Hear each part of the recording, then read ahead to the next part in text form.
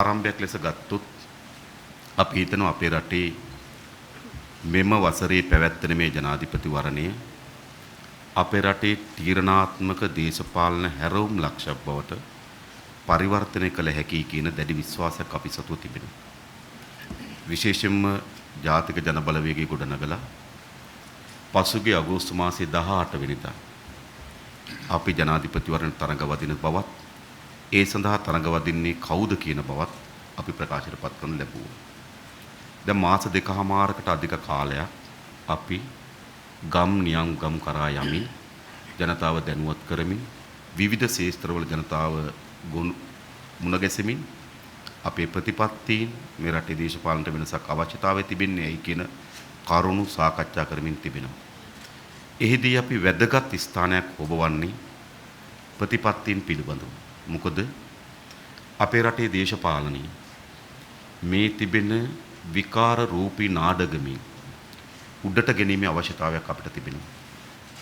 අපේ රටේ දේශපාලන සංවාදයේ පවතින්නේ ඉතාමත් පහත් විකට රූපී රංගනයක තමයි අපේ රටේ පොදු දේශපාලන සංවාදයේ පවතින්නේ.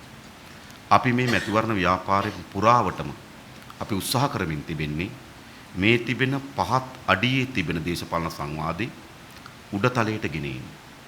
ඒ උඩතලයේ සංවාදයේ රඳා පවතින මූලික වශයෙන් ගත්තොත් තමන් බලයටපත් වූාට පසුව රටේ ජනතාව වෙනුවෙන් සහ රට වෙනුවෙන් අනුගමනය කරන ලබන ප්‍රතිපත්තීන් කවරේද? ඒ ප්‍රතිපත්තීන් වල අවශ්‍යතාවය කවරේද? ඒ ප්‍රතිපත්තීන් වල ලැබෙන ප්‍රතිලාභ කවරේද කියලා ජනතාවත් එක්ක සංවාද කිරීම. ඒ අරමුණෙන් තමයි අපි දීර්ඝ කාලයක් තිස්සේ කරන ලද සාකච්ඡාවල අධ්‍යයනයන්ගේ තොරතුරු එක්රැස් කිරීමකදී ඒ ශේෂ්ත්‍රවල ජන කණ්ඩායම් මුණ ගැසීමෙන් මා හිතනවා මේ මැතිවරණ ව්‍යාපාරයේදී ඉදිරිපත් කළ හැකි ශක්තිමත්ම ප්‍රතිපත්ති ප්‍රකාශනය අපි දේශීය අපේක්ෂාව ප්‍රතිපත්ති ප්‍රකාශන අපි පහුගියදා ඉදිරිපත් කරනු ලැබුවා. මෙම ප්‍රතිපත්ති ප්‍රකාශනයේ මූලික අරමුණු කීපයක් තිබෙනවා. එක තමයි අපේ රට දුප්පත් භාවයට පත් වී තිබෙන රටක්. රටක ආර්ථිකයේ මැනීම සඳහා උපයෝගී කරගනු ලබන සියලුම ආර්ථික දත්ත අපි සමීක්ෂණයකට භාජනය කරොත් ඒ හැම දත්තයකින්ම පෙන්눔 කරු ලබන්නේ අපි දුප්පත් රාජ්‍යයක් බව. ණය ප්‍රමාණය බැලුවා, ආනයන අපනයන වලට පොළේ ඇති වී තිබෙන අර්බුදය බැලුවා, ඩොලරයට සාපේක්ෂව රුපියලට සිදු වී තිබෙන විනාශය බැලුවා. මේ සියලු දර්ශක වලින් පෙන්눔 කරමින් තිබෙන්නේ අපේ රට දුප්පත්. අපි ලෝකයේ ශ්‍රම වෙළඳ පොළේ අත්පත් කරගෙන තියෙන ශ්‍රම පංගුව මොකක්ද කියලා බැලුවොත් පෙන්눔 කරන්නේ අපි දුප්පත් රටක්. ඒක නවුරුදු 71ක මේ පාලකයන් විසින් අපේ රට දුප්පත් භාවයට හෙළනු ලැබුවා. එක යුගයකදී අපේ සමහර ආර්ථික දත්ත ඉතාමත් හොඳ අගයන් නියෝජනය කරමින් තිබුණත් අද වෙනකොට ඒ සියලු තත්ත්වයන් විනාශකාරීත්වයට ගෙන ගොස් තිබෙනවා. දුප්පත් භාවයේ පතුලට අපේ රට ඇද දබා තිබෙනවා. ඒ නිසා අපේ ආර්ථිකයේ ප්‍රධානම අරමුණක් තමයි මෙම දුප්පත් භාවයට වැටී තිබෙන රාජ්‍ය පොහොසත් රාජ්‍යයක් බවට පරිවර්තනය කරන්නේ කොහොමද? ඒ සඳහා අවශ්‍ය වන ආර්ථික දැක්ම අපි මේ ප්‍රතිපත්ති ප්‍රකාශනයේ ඉදිරිපත් කර තිබෙනවා. ඒ වගේම රටක දුප්පත් භාවයේ පෙරලා තවත් සාධකත් එක්ක ජනතාව දුප්පත් භාවයට පත් කරනවා. ඔබ ගත්තොත් අපේ රටේ ජනතාව ආණ්ඩුවේ සංඛ්‍යා ලේඛන බැලුවත් ආණ්ඩුවම කියන සමෘද්ධි සහනාධාර ලබාගත හැකි මට්ටමේ පවුල් ලක්ෂ 20ක් ඉන්න බව. ඒ කියන ආසන්න වශයෙන් ගත්තොත් රටේ පවුල් වලින් 3න් එකක් සමෘද්ධිලාභීන් බවට පත් වී තිබෙන ආර්ථිකයක් අපි සතුව තිබෙනවා. ඔබ බැලුවොත් ගිහිලා සමෘද්ධි ලබා දීම සඳහා තිබෙන ඉල්ලුම් පත්‍රය පිරවීමේ සාධක බැලුවොත් ඉතාමත් පහළ සමාජ අඩියක ජීවත් වෙන අයට තමයි සමෘද්ධි සහනාධාර ලැබෙන්නේ. ඒ සංඛ්‍යාව පවුල් ලක්ෂ 20ක් බවට පත් වී තිබෙනවා. ඒ නිසා අපේ ආර්ථික සැලැස්මේ ප්‍රධාන දෙයක් බවට පත් වී තිබෙන්නේ මේ දුප්පත් භාවයට පත් වී තිබෙන ජනතාවගේ දුප්පත් භාවයේ තුරන් කරන්නේ කොහොමද? විශේෂයෙන් ඔබ දන්නවා දුප්පත්කම කියන්නේ මුදල් නැතිකමම නෙවෙයි. දුප්පත්කම විශාල සමාජ අර්බුදයක් නිර්මාණය කරනවා. ඔවුන්ට නිසි පරිදි වැසිකිලි පහසුකම් නොමැති වීම, නිසි පරිදි නිවහනක් නොමැති වීම, සෞඛ්‍ය ආරක්ෂිත ජීවිතයක් නොමැති වීම, නිසි පරිදි අධ්‍යාපන ලබා ගැනීමට නොහැකි වීම, සමාජයේ ගරුත්වයක් හිමි නොවීම, සමාජයෙන් කොන්වීම ආදී විශාල ගැටලු ගණනාවකට අපේ රටේ දුප්පත් භාවයේ පෙළෙන ජනතාව මුහුණ දී තිබෙනවා. ඒ නිසා අපේ ආර්ථික ප්‍රතිපත්තියේ ප්‍රධාන අරමුණක් තමයි මේ දුප්පත් භාවයෙන් අපේ සමාජය ගලවා ගැනීම. ඒ සඳහා අපේ ආර්ථික ප්‍රතිපත්තියේ සැලකිය යුතු බරක් සහ අවධානයක් අපි යොමු කොට තිබෙනවා. ඊළඟ අපි සමාජයක් ලෙස ගත්තාම මේ සමාජයේ විවිධ සමාජ තීරු තිබෙනවා. අපි දන්නවා ළමුන්, තරුණයන්, වැඩිහිටියන්, කාන්තාවන්, ඒ වගේම ආබාධිතපත් වූවන්. මේ පිළිබඳ මම හිතන්නේ සාධාරණ අයිතිවාසිකම් හිමි යුතු රාජ්‍යයක් අපි නිර්මාණය කරන්න ඕනකම තිබෙනවා. ඔබ දන්නවා අද අපේ රටේ ළමයිට ළමා කාලය අහිමි වී තිබෙනවා. විවිධ වර්ගයේ හිංසනයන්ට අපේ ළමයි ගොදුරු වෙමින් තිබෙනවා. ඒ වගේම ඔවුන්ට මානසික පීඩනය, මානසික ආතතිය නිර්මාණ වන තත්ත්වයක් ඇති වී තිබෙනවා. ඒ සඳහා අපේ රටේ අධ්‍යාපන විශාල විනාශකාරී බලපෑමක් අත් කරමින් තිබෙනවා. ඒ නිසා ළමයිට යලි ළමා කාලය ලැබෙන, උන්ට නිදහස ලැබෙන, පෞරුෂයක් සහිත පුද්ගලයෙක් නිර්මාණය කිරීම සඳහා අවශ්‍ය වටපිටාවක් ළමයෙකුට නිර්මාණය කරන්නේ කොහොමද? ඒ සඳහා අපි අවධානය යොමු කරනවා.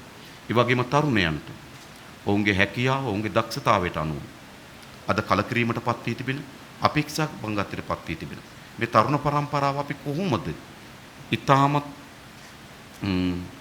තෘප්තිමත් සමාජය සංවර්ධනය කරන්න, රට ගොඩනැගීම සඳහා දායක කරගන්නේ කොහොමද? ඔවුන්ට ඊටමත් විශ්වාසවන්ත අනාගතයක් නිර්මාණය කරන්නේ කොහොමද කියන වැඩපිළිවෙල අපි ඇතුළත් කොට තිබෙනවා. ඒ වගේම වැඩිහිටියන් ඔබ දන්නවා අපේ රටේ සමාජයේ ජීවිත සංකීර්ණ වීමත් එක්ක අද වැඩිහිටියන් බොහෝ දුරට පවුල් වලට බරක් බවට පත් වෙමින් තිබෙනවා. ඔබ දකින්න ඇති පහුගිය කාලේ අම්මලා මහමග දාලා ගිහින් සමහර තාත්තලා කූඩුවල දාලා හිර කරපු තත්ත්වයක් අපේ රටේ නිර්මාණය වෙ තිබෙනවා. එනිසා වැඩිහිටියන්ට සුරක්ෂිත ජීවිතයක් ලබා දීම සමාජික වගකීම. එනිසා ඒ සමාජීය වගකීම ඉටු කිරීම සඳහා අපි විශේෂයෙන්ම වැඩිහිටි ජනතාවගේ සුරක්ෂිත ජීවිතයක් වෙනුවෙන් අවශ්‍ය වෙන වැඩපිළිවෙල සහ යෝජනාවක් මේට ඇතුළත් කර තිබෙනවා. ඒ වගේම අපේ රට ආබාධිත කණ්ඩායම් බැලුවොත් ආසන්න වශයෙන් අපේ රටේ ප්‍රතිශතයක් හැටියට ගත්තොත් 8.5 විවිධ වර්ගයේ ආබාධිතයන්ට ලක් වූ ජන ප්‍රජාවක් ජීවත් වෙනවා. ඒ ලක්ෂ 17මාර ඉක්මවනලද ජන ප්‍රජාවක්. ඒක අන්ධභාවයටපත් වී තිබෙනවා. ඒක බිහිරි භාවයටපත් වී තිබෙනවා. ඒක කායික දුබලතාවයටපත් වී තිබෙනවා. ඔවුන් අපේ රටේ පුරවැසියන්. හැබැයි සිදු වී තිබෙන දේ තමයි ඒ සියලු දෙනා අමතක කරන. ඔවුන්ට පොදු සමාජ ජීවිතයක් අයිතියක් තිබෙනවායයි කියලා හැඟීමක්වත් නැති රාජ්‍ය පාලනයෙන් තමයි අපේ රටේ ගොඩනැගී තිබෙන්නේ. ඒ නිසා එම ආබාධිත ජනතාව කෙරෙහි අවධානය යොමු කරමින් අපේ ප්‍රතිපත්ති ප්‍රකාශ සකස් කර තිබෙනවා. ඒ විතරක් නෙවෙයි. ප්‍රතිපත්ති ප්‍රකාශන ඉදිරිපත් කිරීමේදීම අපි මේ පිළිබඳ අවධානය යොමු කොට තිබෙනවා. ඔබ දන්නවා සාමාන්‍යයෙන් ගත්තොත් අන්ධ කෙනෙක් කොහොමද මේ ප්‍රතිපත්ති ප්‍රකාශනය කියවන්නේ? ඒ අපි නේද? ඒ සඳහා විශේෂයෙන්ම අපි මේ වන විට ශබ්ද කතනයන් උපයෝගී කරගෙන අපේ වෙබ් අඩවියට ගිහිල්ලා එහෙම නැත්නම් අපේ Facebook page එකට ගිහිල්ලා ඔවුන්ට අපේ ප්‍රතිපත්ති ප්‍රකාශනය සමනය කිරීමේ අවස්ථාව අපි ලබා දී තිබෙනවා. ඒ නිසා අපි ප්‍රතිපත්ති ප්‍රකාශනයක් ඉදිරිපත් කරනවා නම් සෑම ජන කොට්ටාසයකටම ඒ ප්‍රතිපත්ති ප්‍රකාශනය කියවන්න, ඒ අධ්‍යයනය කරන්න, ඒ තේරුම් ගන්න අපි අවස්ථාවක් ලබා දී යුතුයි. ඒකෙන් කිසිසේත්ම අන්ධභාවයටපත් වූ අය බැහැර නොකළ යුතුයි. ඒ නිසා අපි විශේෂ අවධානයක් යොමු කරලා ප්‍රතිපත්ති ප්‍රකාශනය ඔවුන්ට අවබෝධ කර ගැනීම සඳහා අවශ්‍ය වෙන තාක්ෂණික ක්‍රියාදාමයක් අපි මේ වන විටත් ආරම්භ කරලා තිබෙනවා. ඊළඟ විශේෂයෙන් ගත්තොත් අපේ රටේ සේවාවන් ප්‍රධාන වශයෙන් ගත්තොත් අධ්‍යාපනය, සෞඛ්‍ය සේවාවන්, සෞඛ්‍ය ප්‍රවාහනය. ඒවා ජනතාවගේ මූලික සේවාවන්. අද සිදු වී තිබෙන්නේ කුමක්ද? අධ්‍යාපනය, සෞඛ්‍ය ප්‍රවාහනය ජනතාවගේ මූලික සේවාවන් බවට පත් වුණාට ජනතාවට සිදු වී තිබෙන දේ තමයි මිලදී ගන්න. මිලදී ගන්න පුළුවන් වෙන්නේ කුමන විදියටද? තමන්ගේ පොකට් එකේ තරමට තමන්ට මිලදී ගන්න සිදු වී තිබෙනවා. අධ්‍යාපනය ලබාගත හැකි වන්නේ තමන්ගේ පොකට් එකේ තරමට. සෞඛ්‍ය ලබාගත හැකි වන්නේ තමන්ගේ පොකට් එකේ තරමට. ප්‍රවාහන පාසුකමක් ලබාගත හැකි වන්නේ තමන්ගේ පොකට් එකේ තරමට. ඒවා ජනතාවකට රජයක් විසින් ලබා දී යුතු මූලික සේවාවන්. අද ඒ සේවාවන් පොකට් එක ලොකුද නැද්ද කියන එක මත තීරණය වෙමින් තිබෙනවා.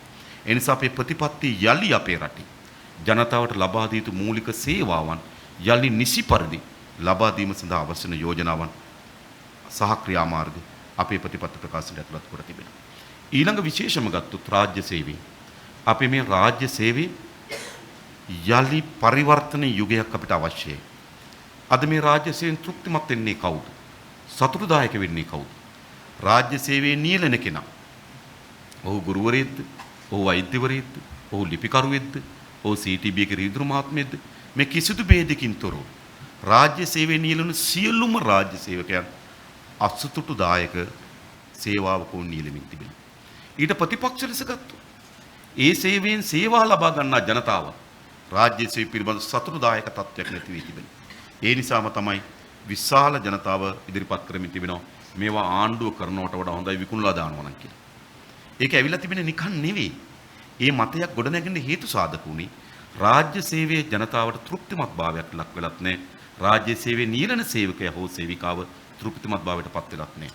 ඒ නිසා යලි රාජ්‍ය සේවය ප්‍රතිසංවිධානය කළ යුතු තිබෙනවා. ඒදි විශේෂයෙන්ම අපේ අධිකරණ සේවාව ඔබ දන්නවා. අපේ රණ්ඩුවක් විභාග කොට අවසන් කරන්න කොච්චර කාලයක් යනවද? සමහර නඩු විභාග කොට අවසන් කරන්න මා දන්නවා අපේ නීතිඥ අපේ හර්ෂණ නායකකාර සුරේන් ඔහු පැහැදිලි කරයි අවශ්‍ය නම් තවදුරට මොකක්ද අපේ නඩු විභාග කර අවසන් කරන දීර්ඝ කාලයක් ගත වෙනවා. සාමාන්‍යයෙන් අපේ ගම්වල කියන්නේ පරණ වාහනයකට ඉඩම් නඩුවකට පැටලෙන්න එපා කියලා. කියන පරණ වාහනයක් ගත්තත් ඒක ඉදිරි විනාශයි ඉඩම් නඩුවකට පැටලුණොත් ඒක ඉදිරි විනාශයි කියලා තමයි සාමාන්‍ය මතයන් තිබෙන්නේ. ඒක සිද්ධ වෙලා තියෙන්නේ කුමක් නිසාද? මේ අධිකරණ ක්‍රියාවලිය ඉතාමත් අකාර්යක්ෂමතාවයට පත් වී තිබෙනවා. සැබවින්ම සමහර නඩු සමහර සිදුවීම් අධිකරණ නොගිහින් ඊට මෙහා තලයකින් විසඳා ගැනීමේ හැකියාව තිබෙනවා කියලා අපි විශ්වාස කරනවා. ඒ නිසා විශේෂයෙන්ම මේ අධිකරණ සේවාව ඇතුළු රාජ්‍ය සේවය යලි කාර්යක්ෂම කිරීම සඳහා අවශ්‍ය වන යෝජනාවන් සහ ක්‍රියාමාර්ග අපේ ප්‍රතිපත්ති ප්‍රකාශනය ඇතුළත් කොට තිබෙනවා. ඊළඟ විශේෂයෙන්ම ගත්තොත් මා හිතනවා අපේ රට ගොඩනැගීම සඳහා ඇත්තෙම අවශ්‍යයි මහජන ආරක්ෂාව සහ ජාතික සමගිය. මා හිතනවා මහජන ආරක්ෂාවයි ජාතික සමගියයි එකට ගැට ගැසී තිබෙන්නේ. අපිට ගැටුම් තියෙන රටක්, යුද්ධ තියෙන රටක්, එකිනෙකා අතර සමගියෙන් ජීවත් වෙන්නේ නැති රටක් ඉදිරියට සංවර්ධනය කරන්න බෑ. එහෙනම් අපේ රට සංවර්ධනය කිරීම සඳහා මහජන ආරක්ෂාව ඒ වගේම ජාතික සමගියත් නිර්මාණය කළ යුතු තිබෙනවා. ඒ නිසා අපේ විශේෂ අවධානය යොමු කරලා විශේෂයෙන්ම මේ යෝජනා සකස් කිරීමේදී උතුරු පළාතේ වන්නි දිස්ත්‍රික්කයේ ඒ වගේම යාපනි දිස්ත්‍රික්කයේ නැගෙනහිර පළාතේ ඒ විවිධ ජනතාවන් මුණ ගැහිමින් කතෝලික බෞද්ධ හින්දු ඉස්ලාම් එවැනි ආගමික ප්‍රජාවන් මුණ ගැහිමින් විශාල වෙහෙසක් දැරුවා අපි හැම දිනාටම ජාතික සමගිය නිර්මාණය කර ගැනීම සඳහා අවශ්‍ය වෙන කොන්දේසි මොනවාද අවශ්‍ය වෙන ක්‍රියාමාර්ග මොනවාද කියලා මා විශ්වාස කරනවා අපේ රටේ ජාතික සමගියත් මහජන ආරක්ෂාවත් ගොඩනැගීම සඳහා අවශ්‍ය වෙන ඉතාමත් වැදගත් යෝජනාවන් සහිත වැඩපිළිවෙලක් අපිට ඉදිරිපත් කරන්න පුළුවන්කම ලැබී තිබෙනවා. ඒ නිසා අපි විශ්වාස කරනවා අපේ රටේ දේශපාලනයේ විශාල හැරවුමක් මේ ප්‍රතිපත්ති ප්‍රකාශනය හරහා අපිට ලබාගත හැකි කියන දැඩි විශ්වාසයක් තිබෙනවා. ඊළඟ තිබෙන ප්‍රශ්නේ කුමක්ද? ඔව් ප්‍රතිපත්ති සාරවත් වෙන්න පුළුවන්. ප්‍රතිපත්ති හොඳ වෙන්න පුළුවන්. හැබැයි ප්‍රතිපත්ති ඉදිරියට ගෙන යාම සඳහා කණ්ඩායමක් ඔබ සතුව ඉන්නවා.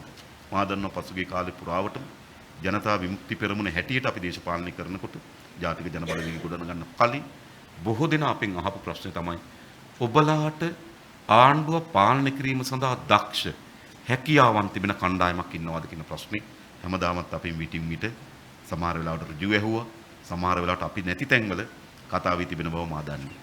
හැබැයි මම ඔබට එක සහතිකයක් දෙන්නම්. ලංකාවේ මෙතෙක් ගොඩ නැගුණු සෑම පාලනයකටම සඳහා වඩා කාර්යක්ෂම දක්ෂතාවයෙන් යුතු ඒ ශේෂ්ත්‍රයන් පිළිබඳව අත්දැකීම් සහ නිපුණතාවයන් තිබෙන කණ්ඩායමක් අප සතු ඉන්නවා. මම ඇත්තටම අනිත් දේශපාලන ව්‍යාපාර වලට අපි අභියෝග කරමු. ඕගොල්ලන්ගේ කෙනා කියන්නේ අපි අපේ කෙනා කියන්නේ. බලමු. ඒ සංවාදිකම. එනිසා අපි විශ්වාස කරනවා මේ රට ගොඩනැගීම සඳහා ඒ සඳහා කාර්යක්ෂමව නායකත්ව දී හැකි කණ්ඩායමක් අප සතු ඉන්නවා. ඔබ ඇහුවොත් අපේ රටේ මුදල් අමාත්‍යවරයා කවුද?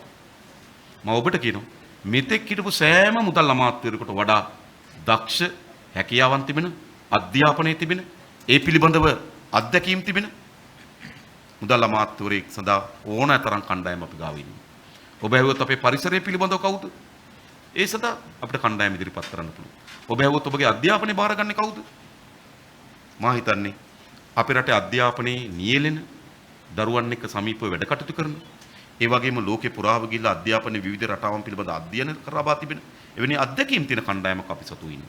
ඔබ ඇහුවොත් අපේ සෞඛ්‍ය බාරගන්නේ කවුද කියලා අපිට ඉදිරිපත් කරන්න පුළුවන්. මේ රටේ මෙතෙක් ගොඩ නැගුණු දක්ෂතම සහ හැකියාවම සහ දැනුමම තියෙන සෞඛ්‍ය කණ්ඩායම අපිට තෝරා ගන්න පුළුවන්. මේ වේදිකාව මේ සාකච්ඡා මණ්ඩපෙත් ඒ කණ්ඩායමේ ඉන්න බව ඔබ දන්නවා. ඒ නිසා මේ රට ගොඩ නැගීම සඳහා වැඩපිළිවෙලක් වගේම මේ රට ගොඩ නැගීම සඳහා දැක්මක් නායකත්වයක් ලබා දී හැකි කණ්ඩායමක් අපි ගාව ඉන්නේ. ඒ කණ්ඩායමේ හැකියාවන්, දක්ෂතාවයන්, අත්දැකීම්, නිපුණතාවයන්, දැනුම පිළිබඳව විවාදයකින් තොර වගේම වැදගත්ම දේ තමයි ඒ කණ්ඩායමේ කිසිවෙක් මහජනයාගේ දේපල සතයක් හොරකම් නොකරන ලද සතයක් නාස්ති නොකරන ලද මේ රට ගොඩනැගීම සඳහා ස්වේච්ඡාවෙන් තමන්ගේ දැනුම හැකියාව යොමු කරන්න පුළුවන් කණ්ඩායම. මහාන පුළුවන් නම් අනිත් අය දෙවෙනි කණ්ඩායමක් ඉදිරිපත් කරන්න. ඒ නිසා මේ රට ගොඩනැගීම සඳහා කණ්ඩායමත් අපි සතු ඉන්න. එහෙනම් අපි සතු වෙන ප්‍රශ්නේ කුමක්ද? අප සතු වෙන ප්‍රශ්නය මේ ක්‍රියාවට නැගීම සඳහා බලය අත්පත් කරගන්නේ කෙසේද? මා හිතනවා අපිට ගොඩාක් දේවල් සම්පූර්ණ කරන්න පුළුවන් වුණාට බලය ලබා ගැනීම සම්පූර්ණ කළ හැකි වන්නේ අපට පමණක් නෙවෙයි. බලය ලබා ගැනීම සම්පූර්ණ කළ හැකි වන්නේ පොදු ජනතාව ඒ සඳහා දක්වන දායකත්වයෙන් විතරයි. ඒ නිසා අපි ඉල්ලා සිටිනවා මේ රට ගොඩනගන්න, මේ අත්පත් වී තිබෙන විනාශයෙන් අපේ රට ඉදිරියට ගෙන යන්න, කඩා වැටී තිබෙන සමාජය යලි ගොඩනගන්න, අපේ දරුවන්ට, අපේ තරුණයන්ට, අපේ රට වැඩිහිටියන්ට, අපේ කාන්තාවන්ට, අපේ ආබාධිත බවට පත් වූ අයට ඉතාමත් සුරක්ෂිත ජීවිතයක් ලබා දෙන්න නම් මේ වැඩ පිළිවෙල ක්‍රියාවට නගන්නම් ජනතාවගේ සහාය අවශ්‍යයි. ඒ නිසා මම අවසාන වශයෙන් අවධාරණය කරන්නේ මේ රටේ සියලු ජනතාවගෙන් ඉල්ලා හිටිනවා. ඔබ උත්සාහ කරා මෙතෙක් කාලයක් ඔබ විසින් පත් කර ගන්න ලද පාලකයන් විනාශ කරන්න. ඒ පාලකයන් හොඳ මිනිස්සු බවට පත් කරන්න උත්සාහ කරා. ඒ පාලකයන් විනාශ කරන්න උත්සාහ කරා. මා දැන් ආරාධනා කරන්නේ ඔබ තව කොච්චර උත්සාහ කරත් මෙතෙක් ගොඩනගා ගන්න ලද පාලකයන්ගේ චර්යාවන් කිසිසේත්ම විනාශ කරන්න බෑ. ඔවුන්ගේ අලස බව, ඔවුන්ට සමාජය පිළිබඳව කිසිදු ඇල්මක් නොමැතිකම, ඔවුන්ට වංචා දූෂණ වලින් තොර පාලනයක් ගෙන යාමට නොහැක්කම ආදී ඔබ කවරක් අපේක්ෂා කරත් මේ පාලකයන් විනාශ කරන්න බෑ. ඒක දැන් අවුරුදු 71ක් ඔප්පු කොට තිබෙනවා. ඒ නිසා මම ආරාධනා කරන ජනතාවට දැන් ඔබ වෙනස් වෙන්න. ජනතාව වෙනස් වෙන සූදානම් නම් සහතික වශයෙන් ඒ අදිෂ්ඨානය ගන්න පුළුවන් නම් අපිට නොවැම්බර් මාසේ 16 වෙනිදා රටේ විශාල පරිවර්තනයක් කරන්න පුළුවන්. අපේ රට සුබවාදී දිශාවට, අපේ රටේ ජයග්‍රහය දිශාවට, ජනතාවට සුරක්ෂිත ජීවිතයක් ලැබෙන දිශාවට අපේ රට පරිවර්තනය කරන්න පුළුවන්. අන්නේ පරිවර්තනය වෙනුවෙන් මා මේ රටේ සියලු පුරවැසියන්ට ආරාධනා කරනවා ඔබ නිර්භීත අදිෂ්ඨානශීලී තීරණයක් ගන්න. ඒ තීරණ ගන්න සමත් වුණොත් අපිට හොඳ රටක්, අපිට හොඳ සමාජයක්, අපේ දරුවන්ට හොඳ අනාගතයක් නිර්මාණය කරගත හැකි වේවි. ඒ වෙනුවෙන් මේ වැඩපිළිවෙලටත් අපේ ව්‍යායාමයටත් රටේ ජනතාවගේ සහාය ඉල්ලමින් මම නතර වෙනවා. මීට අමතරව ඔබට දැනගත යුතු කරුණු, විමසිය යුතු ප්‍රශ්න මාගෙන්, ඒ වගේම අපේ ප්‍රතිපන්ති සම්පාදන මණ්ඩලයෙන් ඔබට ඕනෑම ප්‍රශ්නයක් විමසන්න පුළුවනි. අපි මේ පිළිබඳව කරුණු පැහැදිලි කරන්න පුළුවන්.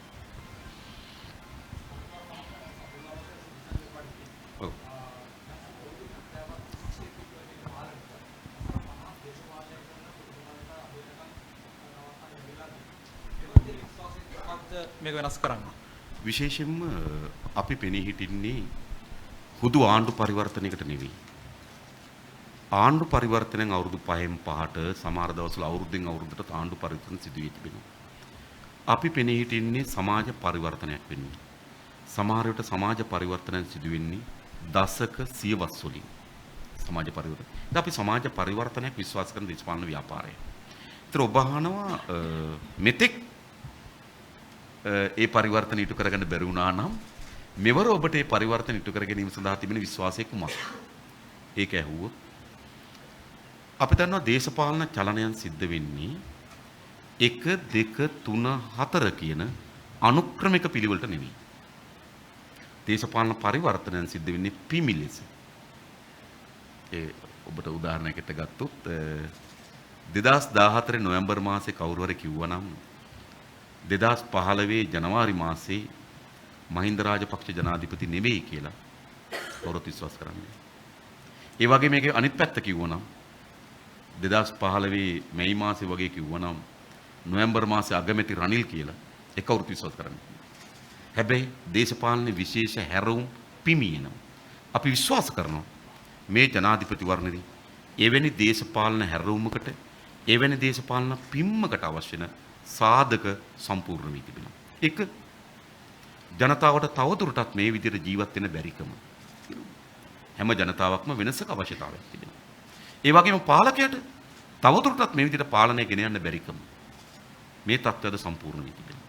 සම්පූර්ණ කරන්න අසමත් වී තිබෙන තැන තමයි මේ සඳහා සමාජ පරිවර්තනයක් අවශ්‍යයි කියන මතවාදී.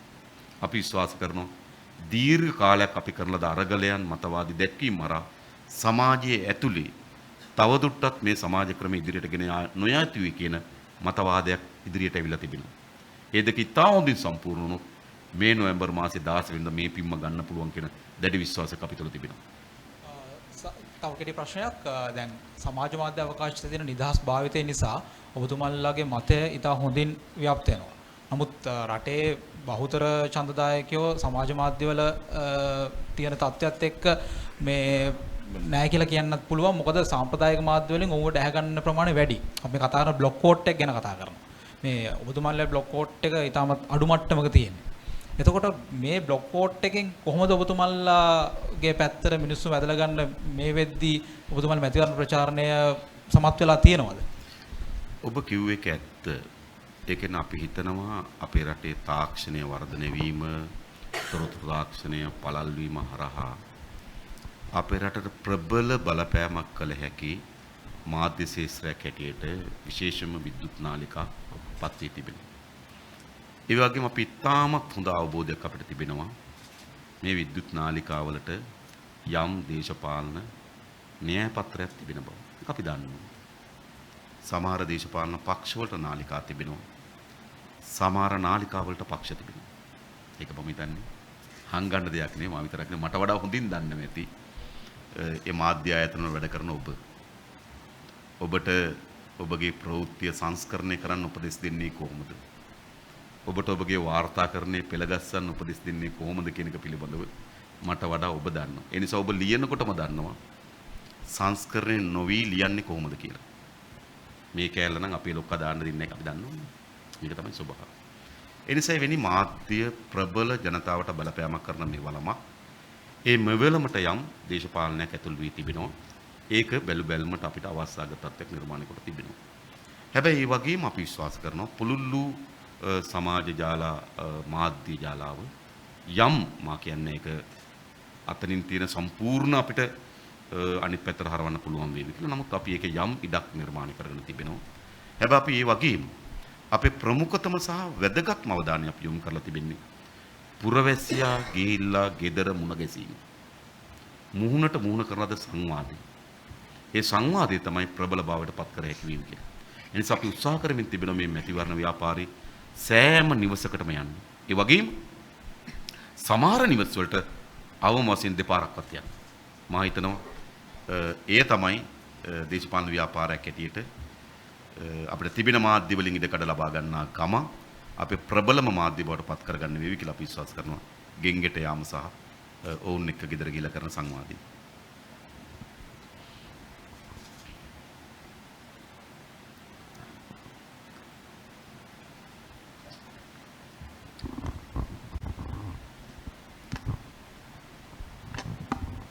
ඔබතුමා අලුත් ව්‍යවස්ථාවක් ගැන කියලා තිබුණ ප්‍රතිපත්ති ප්‍රකාශනය ඒක පොඩ්ඩක් පැහැදිලි කරන්න.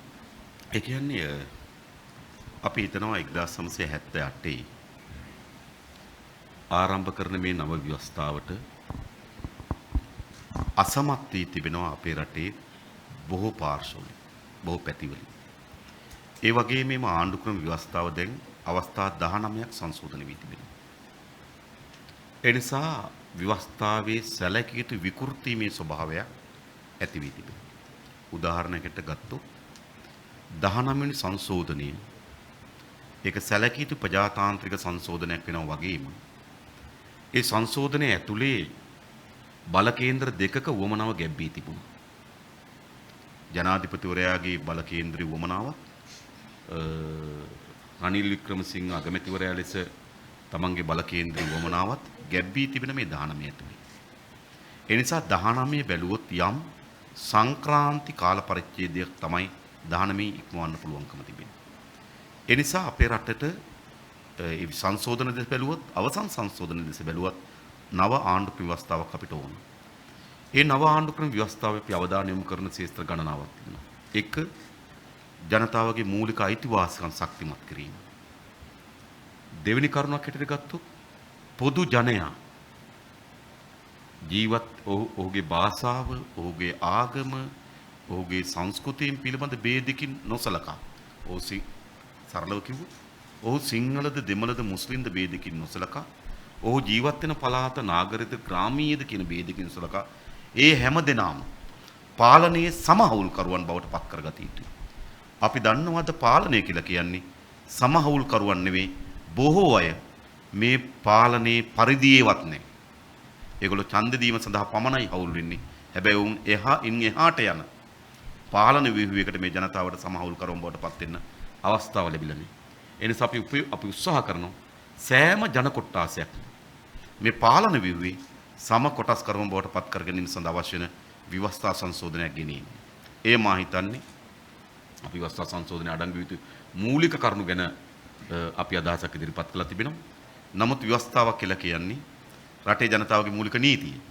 ඒ යම් දේශපාලන පක්ෂයක හෝ යම් ආණ්ඩුක ක්‍රියාදාමයක් පමණක් නෙවෙයි සියලු ජනතාව මේකට යටත් වෙන නිසා සැලකිය යුතු සංවාදයක් ජනතාවත් එක්ක කරමින් අපි නව ව්‍යවස්ථාවට ඇතුළත් වූ කරුණු පිළිබඳව යම් අධ්‍යයනයක් අපි කළ යුතු වෙනවා. විශේෂයෙන්ම පසුගිය ව්‍යවස්ථා සංශෝධනයේදී ව්‍යවස්ථාව සකස් කිරීම සඳහා එම මහජන අදහස් විමසීම සඳහා කටයුතු කමිටුවේ සභාපතිවරයා හැටියට කටයුතු කරන මම හිතන අපේ ලාල් විජේනායක සහෝදරයා, ඒ වගේම මේ සමාජිකව කටයුතු කර අපේ හර්ණි අමරසූරිය සහෝදරිය. එනිසා අපි හිතනවා තවත් මහජන අදහස් ලබා ගනිමින් නව ව්‍යවස්ථාවක් සකස් කිරීම කෙරෙහි තමයි අපි අවධානය යොමු කරලා තිබෙන්නේ.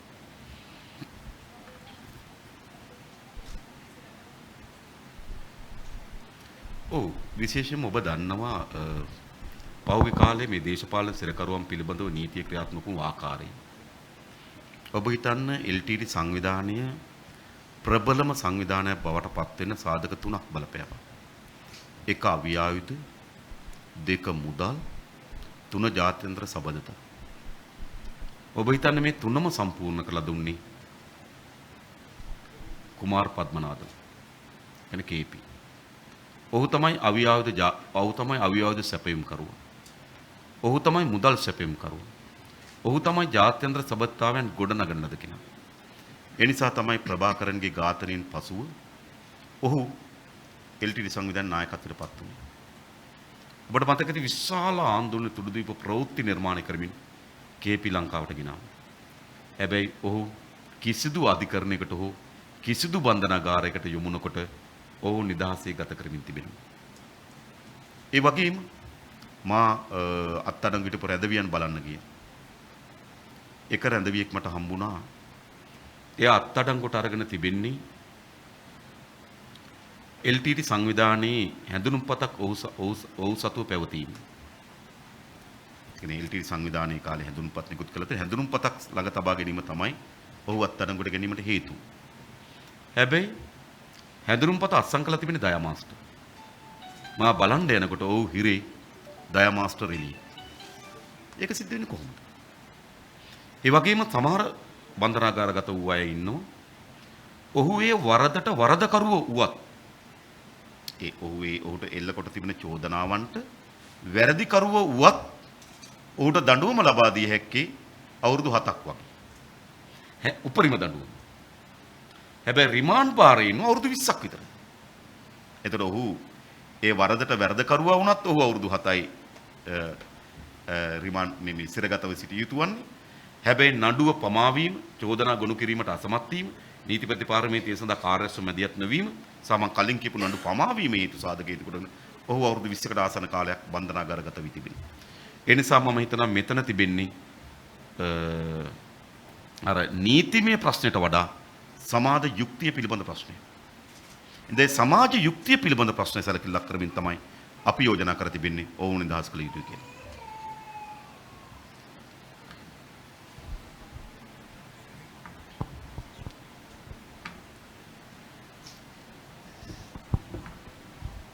අමතර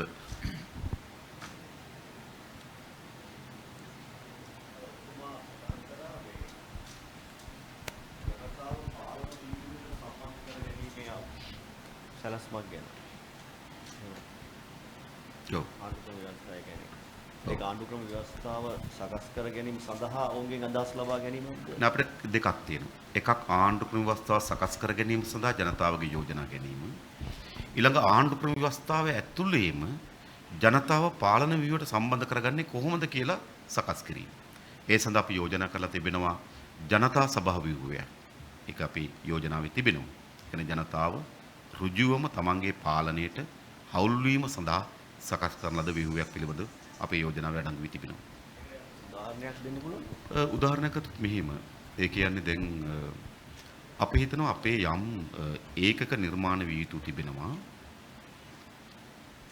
ආර්ථික සංවර්ධනයේ මට්ටම එහි ජීවත් වෙන ජනතාවගේ සංවර්ධනයේ මට්ටම ඒ වගේම එම පළාත් තුළ මුහුණ දී තිබෙන වෙනත් ගැටලුකාරී තත්වයන් සැලකිට ලක්කොට නව ව්‍යුහයක් ජනතා සභාව ලෙස පත් කරනවා. එතකොට ඒ ජනතා සභාවේ කාර්යභාරය තමයි පොදු සමාජ තත්ත්වයක් තිබෙනවනේ.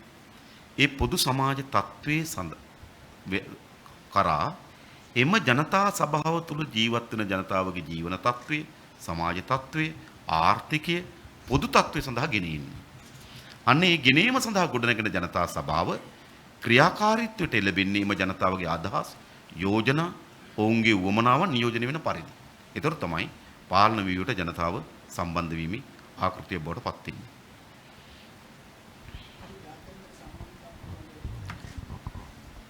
මම හිතනවා විශේෂයෙන් ගත්තොත් මෙහෙම ඒ කියන්නේ දැන් ලෝකයේ එදා ලෝකයේ නෙවෙයි තියෙන්නේ. අද ලෝකයේ විශේෂම අපි දන්නවා 90 දශකයට එහා පැත්තේ ගත්තොත් සමාජවාදී ශක්තිමත් සමාජවාදී කඳවුරක් තියෙන වෙලාවේ කේන්ද්‍ර දෙහික ලෝකයක් තිබුණා. හැබැයි 90 දශකයේ සමාජවාදී කඳවුර බිඳ වැටෙනවත් එක්කම ඇමරිකන් එක්සත් ජනපදයේ කේන්ද්‍ර කරගත්තු ඒක ද්‍රවීය ලෝකයක් නිර්මාණය වෙන්න පටන් ගත්තා. හැබැයි ඒකත් දැන් බිඳිලා තිබෙනවා. විවිධ බල කේන්ද්‍ර අද ගොඩනැගී තිබෙනවා. සියම චීනීය නව ආර්ථික බලවතෙක් ලෙස ඉස්සරහට ඇවිල්ලා තිබෙනවා.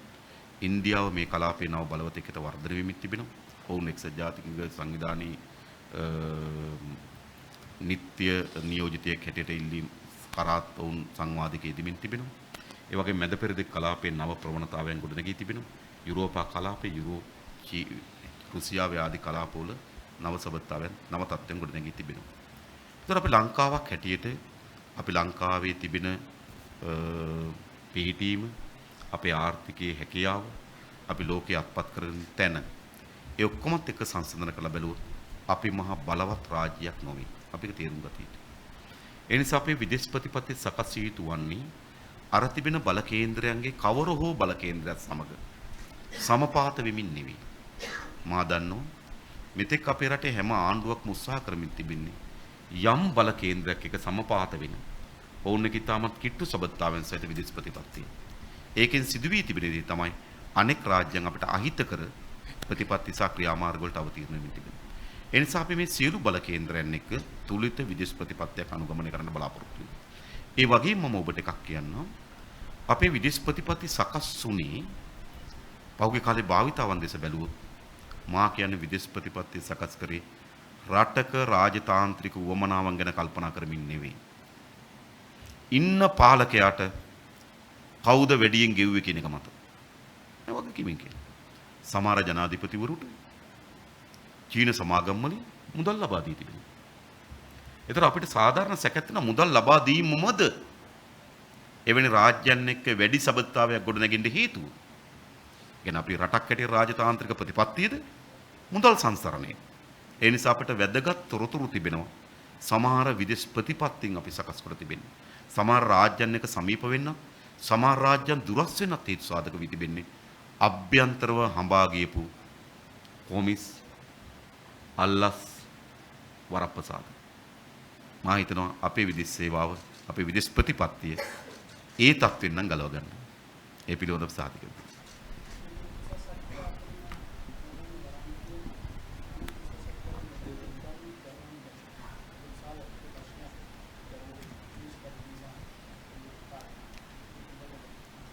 අපි අධ්‍යාපන කමිටුවට දෙන මම කියන්නද? අපි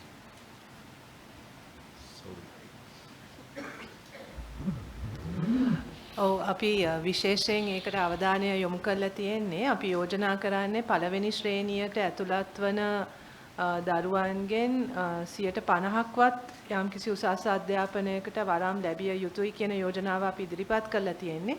එතෙන්දී අපි බොහෝ වෙලාවට පාසල් අධ්‍යාපනය තුලම දරුවාගේ හැකියාවත් දරුවාගේ කැමැත්තත් අනුව දරුවාට වෘත්තිමය උසස් අධ්‍යාපනයක් සඳහා යොමු කිරීමද නැත්නම් ශාස්ත්‍රීය වශයෙන් උසස් අධ්‍යාපනයක් ලැබීමද සඳහා ඒ පුහුණුව පාසල් අධ්‍යාපනය තුලම ලබා දී අඩුම තරමේ 50%කටවත් ඒ තමා තෝරාගත් ශාස්ත්‍රය කියන්නේ වෘත්තීය ශාස්ත්‍රයේද ශාස්ත්‍රීය ශාස්ත්‍රයේද කියන එක තුලින් ඉහළට යෑමට සහ ඉහළට යෑම සඳහා අවශ්‍ය පුහුණුව සහ හුරුව ලබා දීමේ අවස්ථාව අපේ යෝජනාවලියේ අපි ඉදිරිපත් කරලා තියෙනවා. දාන්න පරිදි අපේ රටේ ඕක තමයි තියෙන ප්‍රධාන ගැටලුවක්. අපේ පළවෙනි ශ්‍රේණියට අපේ ඇතුළත් කිරීමේ සංඛ්‍යා ලේඛන ඉතාමත්ම හොඳයි.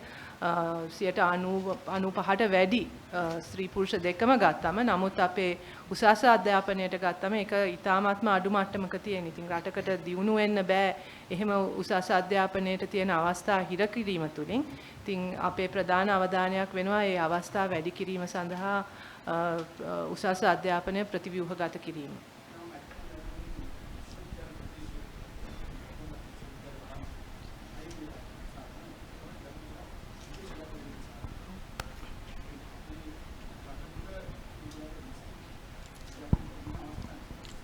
ඔය අවස්ථා නැති වෙලා තියෙන්නේ අපේ උසස් අධ්‍යාපනයේ දැන් තියෙන තත්වය තුළ අපිට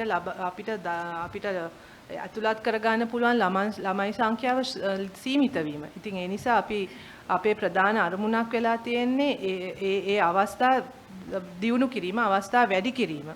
ඒක තුළ අපේ අධ්‍යාපන ප්‍රතිපත්තියේ තියෙන තවත් එකක් තමයි ඒකේ ප්‍රධාන වගකීම ගත යුත්තේ රජය කියන එක. රජයට වගකීමක් තියෙනවා උසස් අධ්‍යාපන තියෙන අවස්ථා වැඩි කිරීම. ඉතින් ඒ වැඩි කිරීම තුලින් මම හිතන්නේ ඔය ඔබ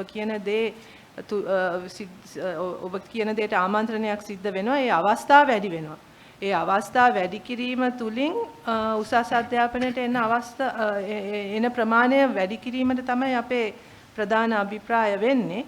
ඒ නිසා දැනට උනත් සිද්ධ වෙමින් පවතින්නේ ඒගොල්ලෝ අර පෞද්ගලික මට්ටමින් ඒක හොයන්න පෙළඹිලා තියෙන්නේ ඒ අවස්ථා අහිමි වෙලා තියෙන නිසා රජෙන් ඒක හිර කළා තියෙනවා. නමුත් අපේ අභිප්‍රාය වෙන්නේ ඒ අවස්ථා වැඩි කරන එක සහ උසස් අධ්‍යාපනය සඳහා තියෙන ප්‍රතිපාදන ඉහළ දැමීම තුලින්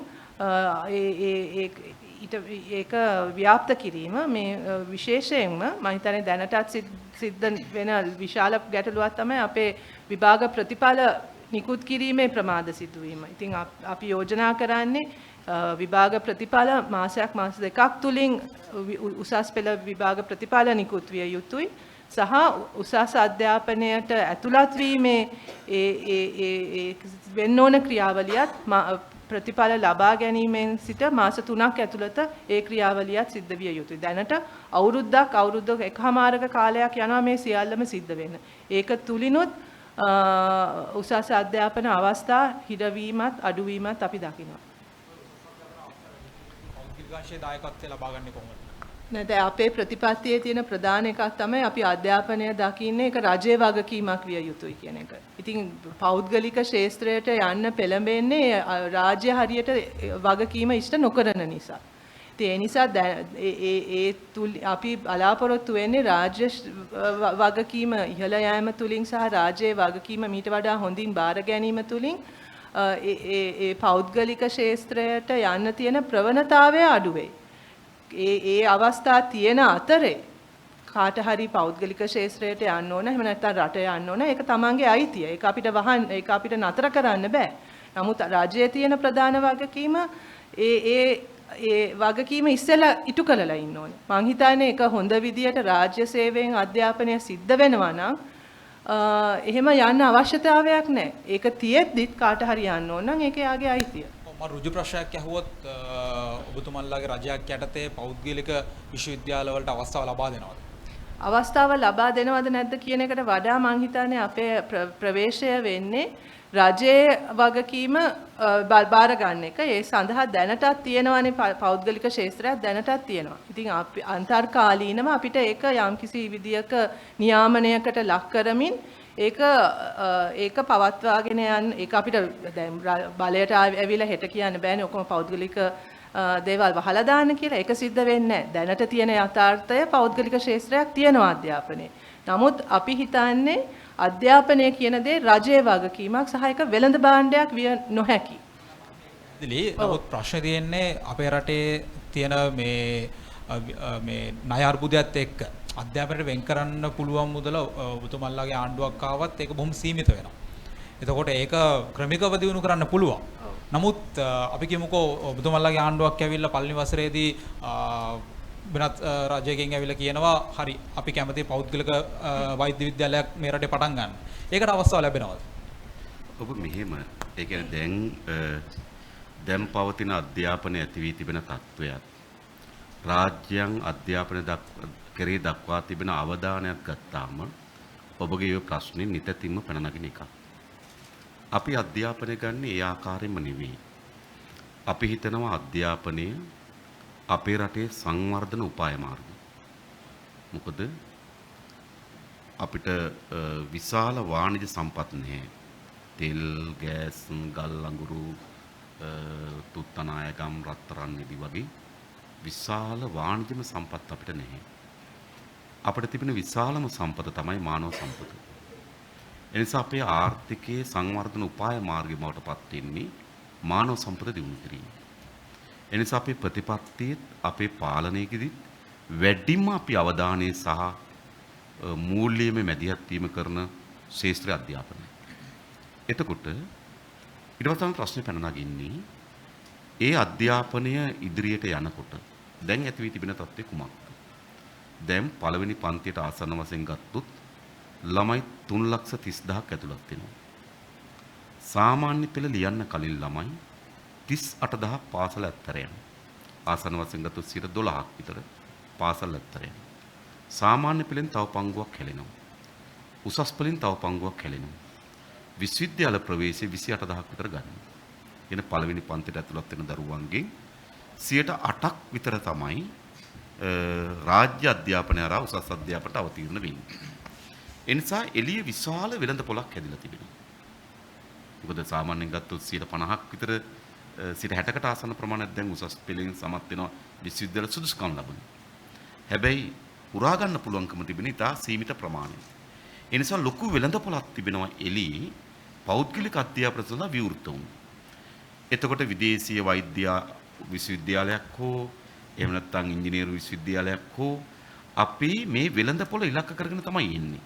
මොකද ඒගොල්ලෝ සමීක්ෂණයක් කරලා බලනවා අපිට මේ පෞද්ගලික විශ්වවිද්‍යාලයක් ආරම්භ කිරීමට තරම් යෝග්‍ය විභවතාවයක් තියෙනවද? ඒ සඳහා ප්‍රවිෂ්ඨ කරගත හැකි වෙළඳ පොළක් තිබෙනවද? එහෙම නැතු වෙන්නේ නැහැ. ඒතර අපේ අභිප්‍රාය වෙන්නේ අධ්‍යාපනයේ කිසිසේත්ම තමන්ගේ පොකට් එකේ තරම මත තීරණ නොවිය යුතුයි. අද සිදු වී තිබෙන තමයි තමන්ට සල්ලි තිබෙනවා නම් අධ්‍යාපනය ගත හැකි. සල්ලි නැත්තම් තමන්ට අධ්‍යාපනය ගන්න බෑ. මෙතන ඉර වෙලා තිබෙනවා. එනිසා අපි විශාල අවධානයක් යොමු කරනවා උසස් පෙළ සමත් වෙන සෑම දරුවෙකුටම විශ්වවිද්‍යාල ප්‍රවේශ ලබා දෙන්න. එනිසා තමයි අපි ආරම්භයක් ලෙස අවුරුදු 5ක් යනකොට 50%ක්වත් අවම තරමේ උපාධාරීන් බවට පත් වෙන පළවෙනි පන්තියට ඇතුළත් වෙන දරුවන්ගේ. ඊතුරු කණ්ඩායම යම් නිපුණතාවයක් හැකියාවක් සහිත ඩිප්ලෝමාධාරීන් බවට පත් විය යුතුයි. ඒ අධ්‍යාපනයේ පරිවර්තනයක් ඇති කරනවා. ඊතුරු තියෙන ප්‍රශ්නේ තමයි දැන් එවන පෞද්ගලික අධ්‍යාපන ආතලට කුමක්ද සිද්ධ වෙන්නේ?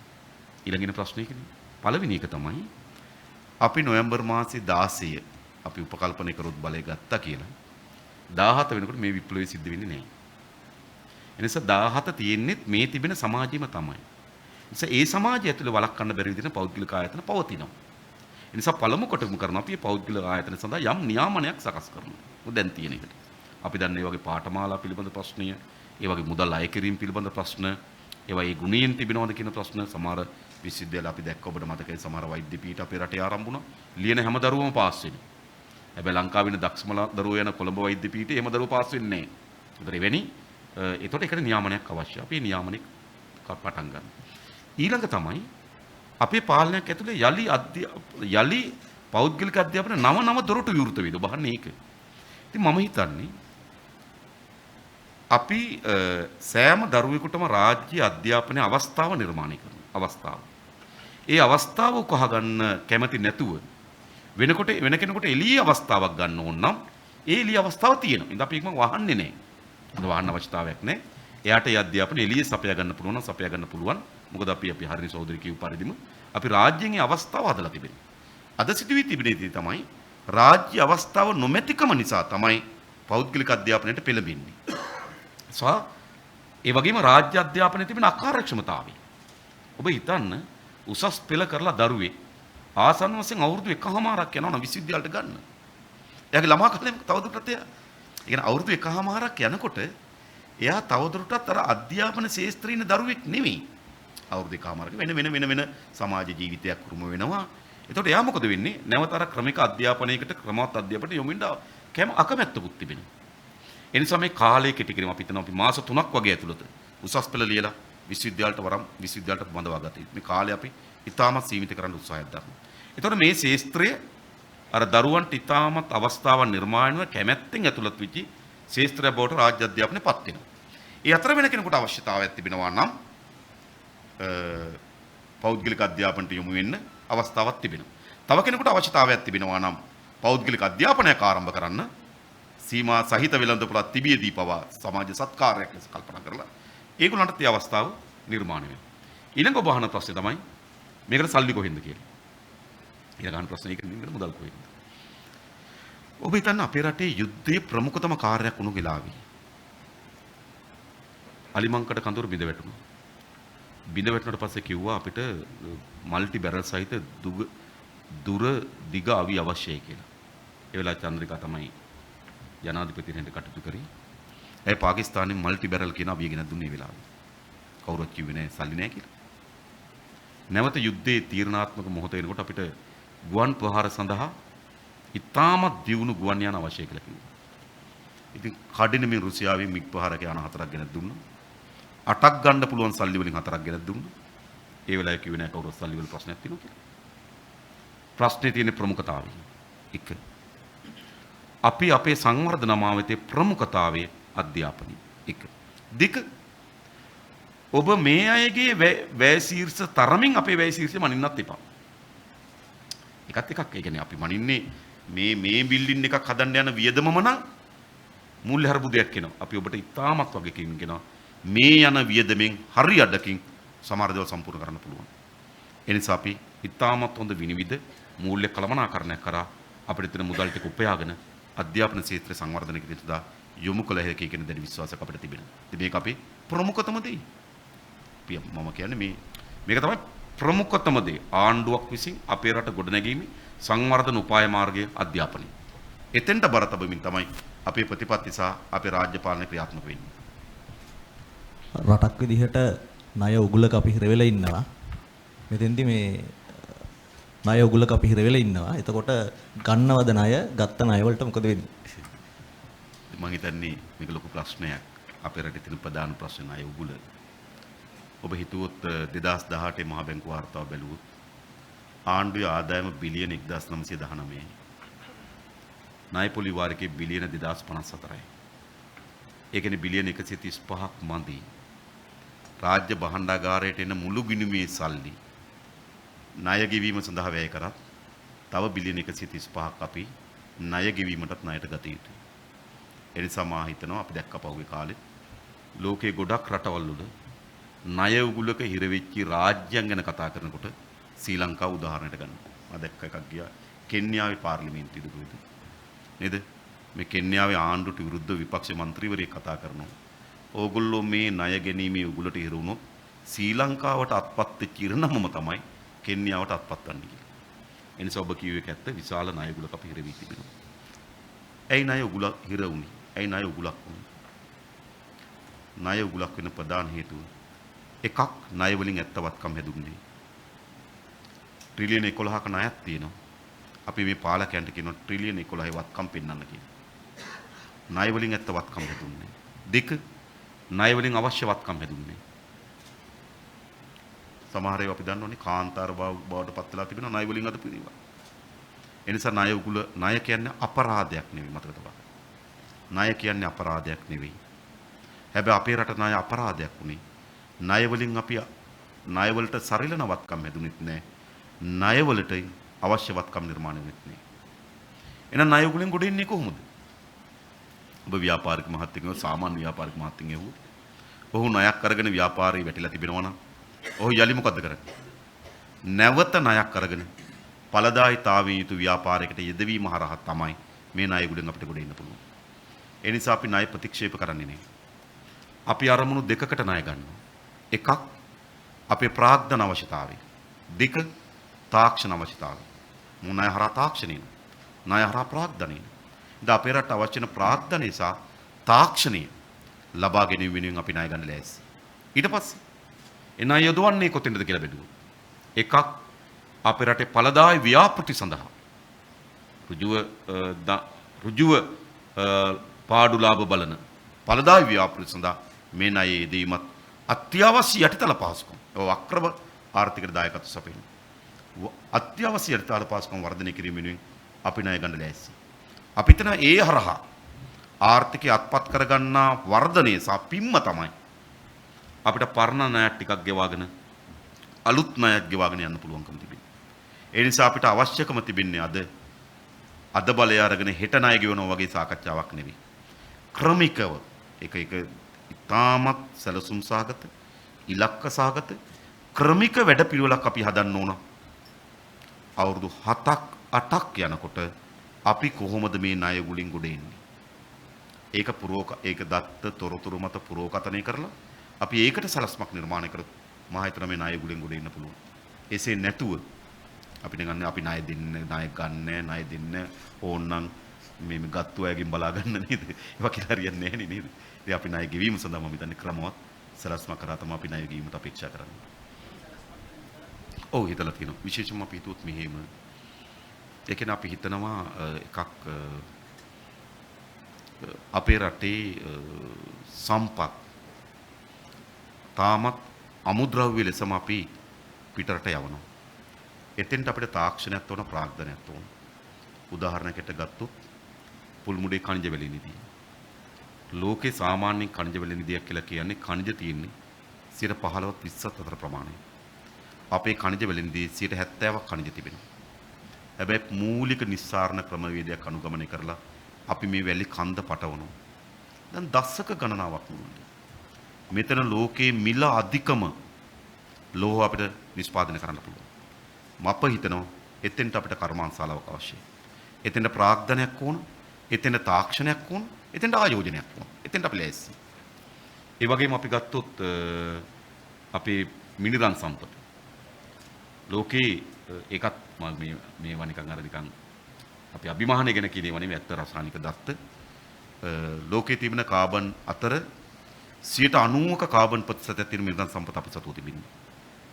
එතකොට අපි තාමත් කාබන් මිනිරන් කුට්ටි පිටින් පටවන. මෙතන අපිට කර්මාන්තශාලාව ගේන්න පුළුවන්. එතෙන්ට නව ආයෝජනයක්, නව තාක්ෂණයක්, නව ප්‍රාග්ධනයක් අවශ්‍යයි ඒකට රසායනික කර්මාන්තශාලාව. අපි මේ ළඟදී කැඳෙව්වා කෝප් සභාවට මේ මහතුනි සෝදරයෝ ඉන්නවා. කෝප් සභාවට අපි කැඳෙව්වා. කිව්වේ දේ තමයි දැන් අපි පටවන්නේ ටොන් එකක් ඩොලර් 2000ට කිව්වා. يعني කිලෝ එකක් ඩොලර් 2කට. හැබැයි එතෙන්ට අපි කර්මාන්තශාලාවක් ගෙනල්ලා මේක යම් තැනකට අපිට මෙතේ වැලියු වටිනාකම් එකතු කිරීමේ තැනකට අපි යන්න පුළුවන් වුණොත් කිලෝ එකක් ඩොලර් 5000ට විකුණන්න පුළුවන් කිව්වා. අපි අද දෙන ඩොලර් 2කට මතක තබා ගන්න. මේ පාලකයන් අපේ රට මේ කරලා තියෙන විනාශයට උන් වග කියන්නේ. දශක ඇයි මේ ඩීල් අමු කාබන් අමු මිනිරම් පටවන එක බිස්නස් එකක්. හරිද? ඒ නිසා මම හිතනවා එවැනි ශේස්ත්‍ර තියෙනවා. ඒ කියන්නේ ටිකක් බැර කර්මාන්ත වෙලි තියෙනවා. ඒ වගේම අපි හිතනවා අපිට යටිතල පහසුකම් වලට අපිට ණයක් ඕන. දෙක තමයි අපේ ආර්ථික උපාය මාර්ගයේ තිබෙන්නේ ගමේ ඉන්න ජනතාව නගරයට කැඳවීම නෙවෙයි. ලෝකේ නාගරික ජනාවාසකරණය කියන්නේ අර්බුදයක්. අපේ රටේ මම හිතන්නේ ඒ අර්බුදයට අපි මුහුණ දුන්නේ. අපි තාමත් ජනතාව ජීවත් වෙන ගමේ. ඒ නිසා අපේ ආර්ථික සැලැස්ම තිබෙන්නේ ගමේ ජනතාව ගමේම තියලා ඔවුන්ගේ ජීවන තත්ත්වය සහ සමාජ තත්ත්වය ඊළඟවන්න. එහෙම ඊළඟවන්න නම් ගමට ඉතාමත් ශක්තිමත් මාර්ග පද්ධතිය සහ sannivedana පද්ධතියක් ඕන. මොකද ඔහු ගමේම ඉඳිමින් ඔහුට වේගයෙන් දත්ත තොරතුරු දැනුම ගලාගෙන ඉන sannivedana පද්ධතියක් ඕන. අන්න ඒ සඳහා අපි ණයක් ගන්න ලෑස්ති. ඒ වගේම ගම සහ නගරය අතර වේගයෙන් සම්බන්ධ විය හැකි මාර්ග පද්ධතියක් ඕන. ඒකලා ගමේ අය ගමේම තියලා ඔවුන්ගේ ජීවන තත්ත්වය සහ සමාජ තත්ත්වය පීරණම් වන්න. අපි නැති අර්බුදයක් ඇඳව ගන්න එපා. ලෝකයේ හැම රටකම නාගරික ජනාවාස කරන කියන අර්බුදයක්. මේගොල්ලෝ මේ උත්සාහ කරමින් තිබෙන්නේ කොළඹ කේන්ද්‍ර කරගත් සංවර්ධන උපාය මාර්ගය. ගමේ ඉන්න ජනයා පුළුවන් තරම් කොළඹ කැඳවන එක. මම කියන්නේ මේක අපි විහිං කරගන්න ඕනේ නැති එක. ඒ නිසා අපේ ආර්ථික සැලැස්ම තියෙන්නේ ගමේ ජනයා ගමේම තියමින් ඔවුන්ගේ ජීවන තත්ත්වය සහ සමාජීය තත්ත්වය ඉහළනෙන්නේ. අන්න ඒ සඳහා අවශ්‍ය වෙන සංවේදන පද්ධතියක් මාර්ග පද්ධතියක් වෙනුවෙන් අපි ණය ගන්න ලෑස්ති. ඒ නිසා අත්‍යවශ්‍ය යටිතල පාසුකම් සහ ඵලදායී ව්‍යාපෘති වෙනුවෙන් ප්‍රාග්ධන සහ තාක්ෂණ අවශ්‍යතාවය වෙනුවෙන් අපි ණය ගන්න සූදානම්.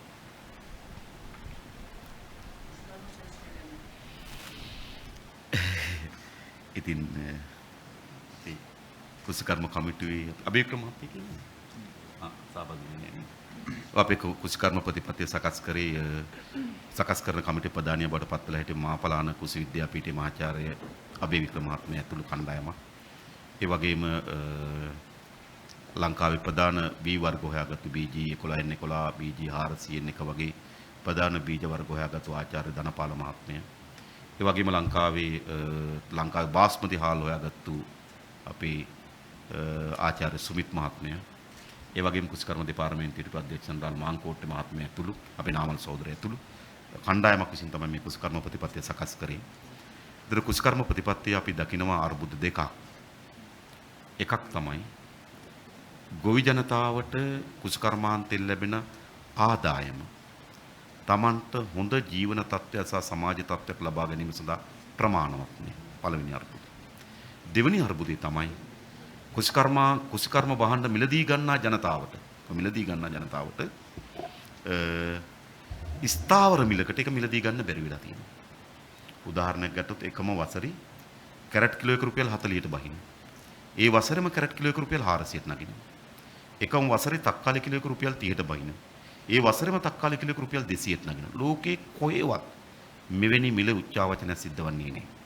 ඒ නිසා අපේ කුසකර්ම ප්‍රතිපත්තිය අරමුණ ගොවි ජනතාවට කුසි නිෂ්පාදන සඳහා සාධාරණ මිලක් ලබා දෙමින් ඔවුන්ගේ ජීවන තත්ත්වය සහ සමාජ තත්ත්වය ඉහළ නැන්වීම, පාරිභෝගික ජනතාවට ස්ථාවර මිලකට කුසි භාණ්ඩ මිල දී ගැනීමට අවස්ථාව නිර්මාණය කිරීම.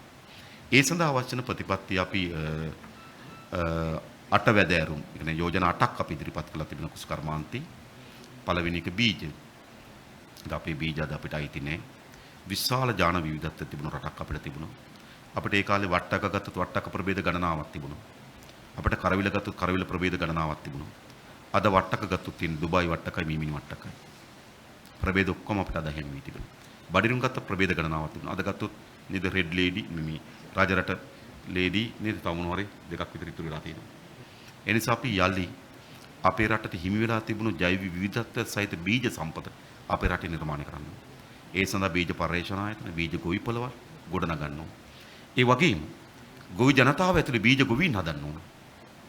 ගොවි ජනතාව සමහර ගොවීන් ඉන්නේ ඒගොල්ලෝ බීජ නිෂ්පාදනය කරන්නේ. තමන්ගේ කලාපයට අවශ්‍ය වෙන බීජ ටික ඒ ගොවි ජනතාව නිෂ්පාදනය කරනවා. එඳ බීජ පිළිබඳ අපි අවධානය. දෙවෙනි ප්‍රශ්නේ තමයි වතුර. විශේෂයෙන්ම අපිට මතකයි අපි පොඩි කාලේ අපි ගම්වල අපි පොඩි කාලේ කන්න 3ක් වගා කරා. මහා කන්නේ වගා කරලා ගොයන් කපලා නිරිවලට අපි උඳු වැපුරුව, කවුප්පි වැපුරුව, උඳු වැපුරුව දින 45යි. රනිල කුලී භෝග. ඒවා ඒ අස්වන් නෙලාගෙන ඊළඟ තමයි යල කන්නේ හාන්නේ. ඒතර පොළොට අවශ්‍ය නයිට්‍රජන් ටික අපිට ලැබුණා. මොකද ඒවා රනිල කුලී භෝග නිසා. ඒ නිසා අතරමැදි කන්නක් අපිට තිබුණා. අද අපිට අතරමැදි කන්නක් නැහැ. යල මහ දෙකන්න වගා කරොත් කලාතුරකින්. මහ කන්න වගා කරොත් යලට වතුර නැහැ. යල කන්න වගා කරොත් මහට වතුර නැහැ. හැබැයි 78 ඉඳන් අපි අද දක්වා වර්ෂාපතන අධ්‍යයනය කරා. හැබැයි අපේ රටේ වර්ෂාපතන විශාල වෙනසක් වෙලා නැහැ. හැබැයි වර්ෂාපතන වෙනසක් වෙලා නැති වුණාට නේද වතුර නැත්තත් ඇති වී තිබෙනවා. ඒ නිසා යලි අපේ කුසි වගාව සඳහා අවශ්‍ය වෙන ජලය අපි අපේක්ෂා කරනවා යලි කන්න 3ක් වගා කරන්න පුළුවන් ප්‍රදේශ තියෙනවා කියලා. ඒ ජල සම්පත අපි ලබා දීම අපි දෙවෙනි සලස්ම. තුන්වෙනි සලස්ම ඉඩම්. අපි තුන්වෙනි පරම්පරාවේ ගොවි දරුවන්ට ඉඩම් නැති වෙලා තිබෙනවා. ඒ නිසා ඒ අයට නව තරුණ ගොවි ගම්මාන ගොඩනගමින් තරුණ පරම්පරාවට නව ඉඩම් ලබා දෙන්න ඕනේ. ඒ විශේෂයෙන්ම අපේ රටේ කුසි බිම් විශාල ප්‍රමාණයක් ලබා දීලා තියෙන බහුජාතික සමාගම් වලට. දේශප්‍රේමීන් කියන ගොහෝ ආණ්ඩු සෝමවති චෛත්‍ය ගාව අක්කර 5000ක් දුන්න ඇමරිකන් ඩෝලර් සමාගමට. පළවත්තෙන් අක්කර 2000ක් දුන්න ඇමරිකන් ඩෝලර් සමාගමට. ඉංගිනි මිටියෙන් ඉඩම් ලබා දීලා තිබෙනවා. ඒ නිසා රටේ විශාල කුසි බිම් බහුජාතික සමාගම් වලට ලබා දී තිබෙනවා. අපි එකක් වගේකින් කියනවා එම බහුජාතික සමාගම් වලට ලබා දෙන ඉඩම් යලි පවරගෙන ගොවි ජනතාවගේ දරුවන්ට ලබා දෙනවා. තුන්වෙනි ඉඩම්. හතරවෙනි ප්‍රශ්නේ පසු අස්වැන්න ආස්තිය අවම කර ගැනීම. පහ ඒ සඳහා ඇසුරුම් කරන්නේ, ගබඩාකරණය, ප්‍රවාහනය, වෙළඳපොළ මේ පිළිබඳ සංයුක්ත සැලැස්මක් අපි අපේ කුසකර්ම ප්‍රතිපත්ති ඉදිරිපත් කොට තිබෙනවා. එහි අරමුණ බවට පත් වී තිබෙන්නේ ගොවි ජනතාවගේ ජීවන තත්ත්වයත් සමාජ තත්ත්වයත් ඉහළ නැංවීමත් පාරිභෝගික ජනතාවට ස්ථාවර මිලකට භාණ්ඩ මිල දී ගැනීමේ හැකියාව නිර්මාණය කිරීම. අලුතෙන් වැඩි වෙලා තියෙනවා. ඔබලා තරුණ තරුණියන් වෙනුවෙන් මොනවද මේ වගේ ලොකු වැඩ පිළිවෙලක් සකස් කරලා තියෙනවද? විශේෂයෙන්ම අපි හරියට ගත්තොත් දැන් අපේ තරුණයා කවුද කියලා බැලුවොත් ඔබට මතක ඇති 1980 අගභාගයේ තමයි ගාමන් ෆැක්ටරි ආවේ. ගාමන් ෆැක්ටරි එනකොට අපේ ගමේ හිටිය තරුණිය කවුද? සමහරවිට සාමාන්‍ය පෙළ අසමත් වෙලා යාන්තම් උසස් පෙළ කරගත්තු වෙන බාහිර ක්‍රියාකාරකම් අධ්‍යාපන මොකවත් ඇති කාන්තාවක් හිටියා. ඒ වගේම ඇයට අවශ්‍යතා සීමා සහිත වෙලා තිබුණා. වලල්ලක් මිලදී ගැනීම, චේන් එකක් මිලදී ගැනීම ආදී සීමා සහිත අවශ්‍යතාවයක් තිබුණා. හැබැයි අද තරුණයා කවුද? එදා 80 දශකයේ තරුණයා නෙවෙයි. විධිමත් අධ්‍යාපනයේ විශාල අධ්‍යාපන හැකියාවන් ලබා ගත්තා. ඉගෙන උසස් පෙළ මේ සාමාන්‍ය පෙළ උසස් පෙළ උපාධිය වෙනි විධිමත් අධ්‍යාපන උඩට ගියපු. ඒ වගේම ඊට පරිබාහිරව එළියෙන් භාෂාව පිළිබඳව තාක්ෂණය පිළිබඳව විවිධ නිපුණතාවයන් ගත්ත තරුණෙක් ඉන්නවා. එඳ 80 දශකයේ තරුණ නෙවෙයි අද ඉන්නේ. ඒ වගේම එදා වගේ නෙවෙයි යගේ අවශ්‍යතාවය. එදා තිබුණේ ඉතා සීමිත අවශ්‍යතාවයන් ප්‍රමාණය. අද ඔහුගේ අවශ්‍යතාව සංකීර්ණ වී තිබෙනවා. නේද? ලැප්ටොප් එකක් මිලදී ගැනීම, ස්මාර්ට් ෆෝන් එකක් මිලදී ගැනීම, බියුටි සැලුන් එකකට ගිහලා කොණ්ඩේ හදා ගැනීම මේ ආදී අවශ්‍යතාවය හොඳද නරකද නෙවෙයි අවශ්‍යතාවෙන් සංකීර්ණ වී තිබෙනවා. ඒ නිසා අපි තරුණයන්ට දෙන්න ඕන මොන රැකියාවද? මොන අවස්ථාවද නිර්මාණය කරන්න ඕන? තමන්ගේ දැනුමේ හැකියාවේ වර්ධනයක් ඇති වී තිබෙනවා නම් ඒ වර්ධනයට සරිලන වෘත්තියකුත් ඒ වගේම තමන්ගේ ජීවිතයේ සංකීර්ණතාවයක් ඇති වී තිබෙනවා නම් ඒ සංකීර්ණතාවයන් සම්පූර්ණ කර හැකි ආදායම. අන්න එවැනි ශාස්ත්‍රයක් තමයි අපි තරුණයන්ට නිර්මාණය කරන්නේ. ඒ නිසා විශේෂයෙන්ම අපි තරුණ පරම්පරාවෙන් ඉල්ලා හිටින්නේ සාම්ප්‍රදායික උදේ 5ට නැගිටලා 6ට කෑමට හොතාගෙන 4 බස් එක නැගිටලා 8ට කාර්යාලයෙන් බැහැලා 5ට කාර්යාලයෙන් පිටත් වෙලා නේද 6:00ට ගෙදර ඇවිල්ලා 7ට ඇඟ හොදලා 7:00ට කෑම කාලා 9ට නිදාගෙන ආයේ පාන්දර 5ට නැගිටින කටුක නීරස ජීවිතය අපේ තරුණයන්ගෙන් ගලව ගන්නවා. ඒ වෙනුවට උන්ට වැඩිපුර අවධානය යොමු කරමින් තිබෙනවා. උන්ට ස්වයංව යම් ව්‍යවසායකයෙක් බවට පත් වෙන්න. අපි හිතනවා අපේ ආර්ථිකයේ එන්ජින් එක තමයි සුළු හා මධි පරිමාණ ව්‍යවසායකය. ඒක තමයි අපේ ආර්ථික එන්ජින් එක කියලා අපි හිතනවා. ඒ නිසා සුළු හා මධි පරිමාණ ව්‍යවසායකයන් නිර්මාණය කිරීම සඳහා අපේ තරුණ පරම්පරාව උපයෝග කරගන්න. මා මෑතකදී සුළු හා මධි පරිමාණ ව්‍යවසායකයන් කණ්ඩායමක් හමුණු වෙලාවේදී එක්කෙනෙක් මට කිව්වා මොනරාගල වැල්ලවායි තරුණේ ඔහු තොරතුරු තාක්ෂණය හරහා මාසකට ඩොලර් 3000ක් උපයනවා. හැබැයි ඔහුගේ රවුටර් එල්ලලා තියෙන අඹගහේ කිව්වා. අඹගහේ රවුටර් එල්ලලා තමයි ඒ අවශ්‍ය වෙන සංඥාවන් ඔහු ගන්නෙ. හැබැයි ඔහු මාසකට ඩොලර් 3000ක් උපයනවා වැල්ලවායි ගෙදරක ඉඳගෙන. දැන් තම අවස්ථා හැදිලා තිබෙනවා. ලෝක විශේෂම තොරතුරු තාක්ෂණය හරහා නව අවස්ථා නිර්මාණය වෙලා තිබෙනවා. ඒ වගේම සුළු හා මධි පරිමාණ ව්‍යවසායකත්වය විශේෂයෙන් නිර්මාණය කරන්න පුළුවන්. ඉතින් සාම්ප්‍රදායික රැකියාව මම හිත රාජ්‍යයක් දුවන්න අපිට ඒවත් අවශ්‍යයි. හැබැයි සාම්ප්‍රදායික රැකියාව පස්සේ යන මේ උන්මාදයක් අද තියෙනවා.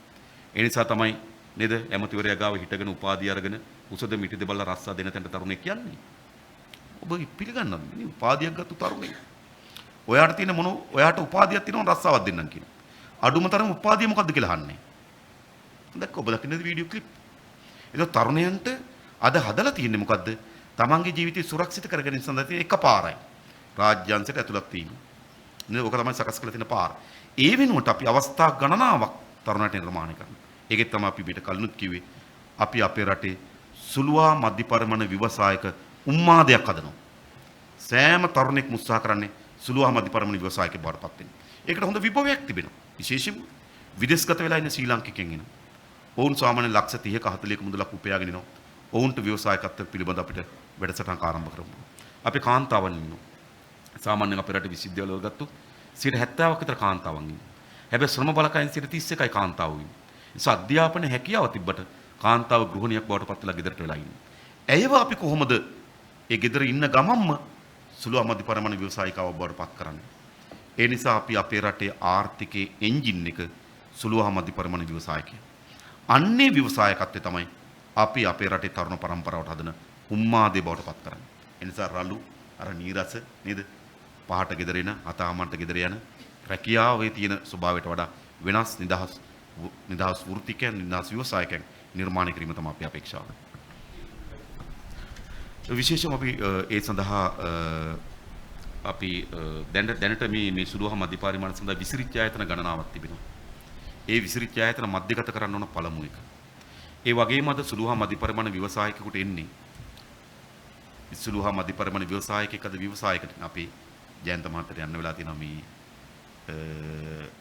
කවුන්සිල් එක තියෙනවාද රෝණ විශ්වවිද්‍යාලයෙන් අපිටත් යන්නේ 11ට. ඊළඟ තමයි එඳ මේ ඔක්කොම එක මධ්‍යගත තැනකට එන්න ඕන එක.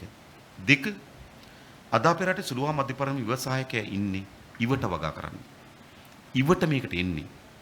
ඔබ බැලුවොත් විදේශගත අපිට මේ ළඟදී සමීක්ෂණ වාර්තාවකදී කිව්වා සුළුහා මධ්‍ය පරිමාණ ව්‍යවසායක ක්ෂේත්‍රයට ආපු අයගෙන් 85%ක්ම ඒක අත්තරලා ගිල්ලා පාඩු වෙලා තිබෙන්නේ කියලා. 15යි රඳවගෙන තිබෙන්නේ.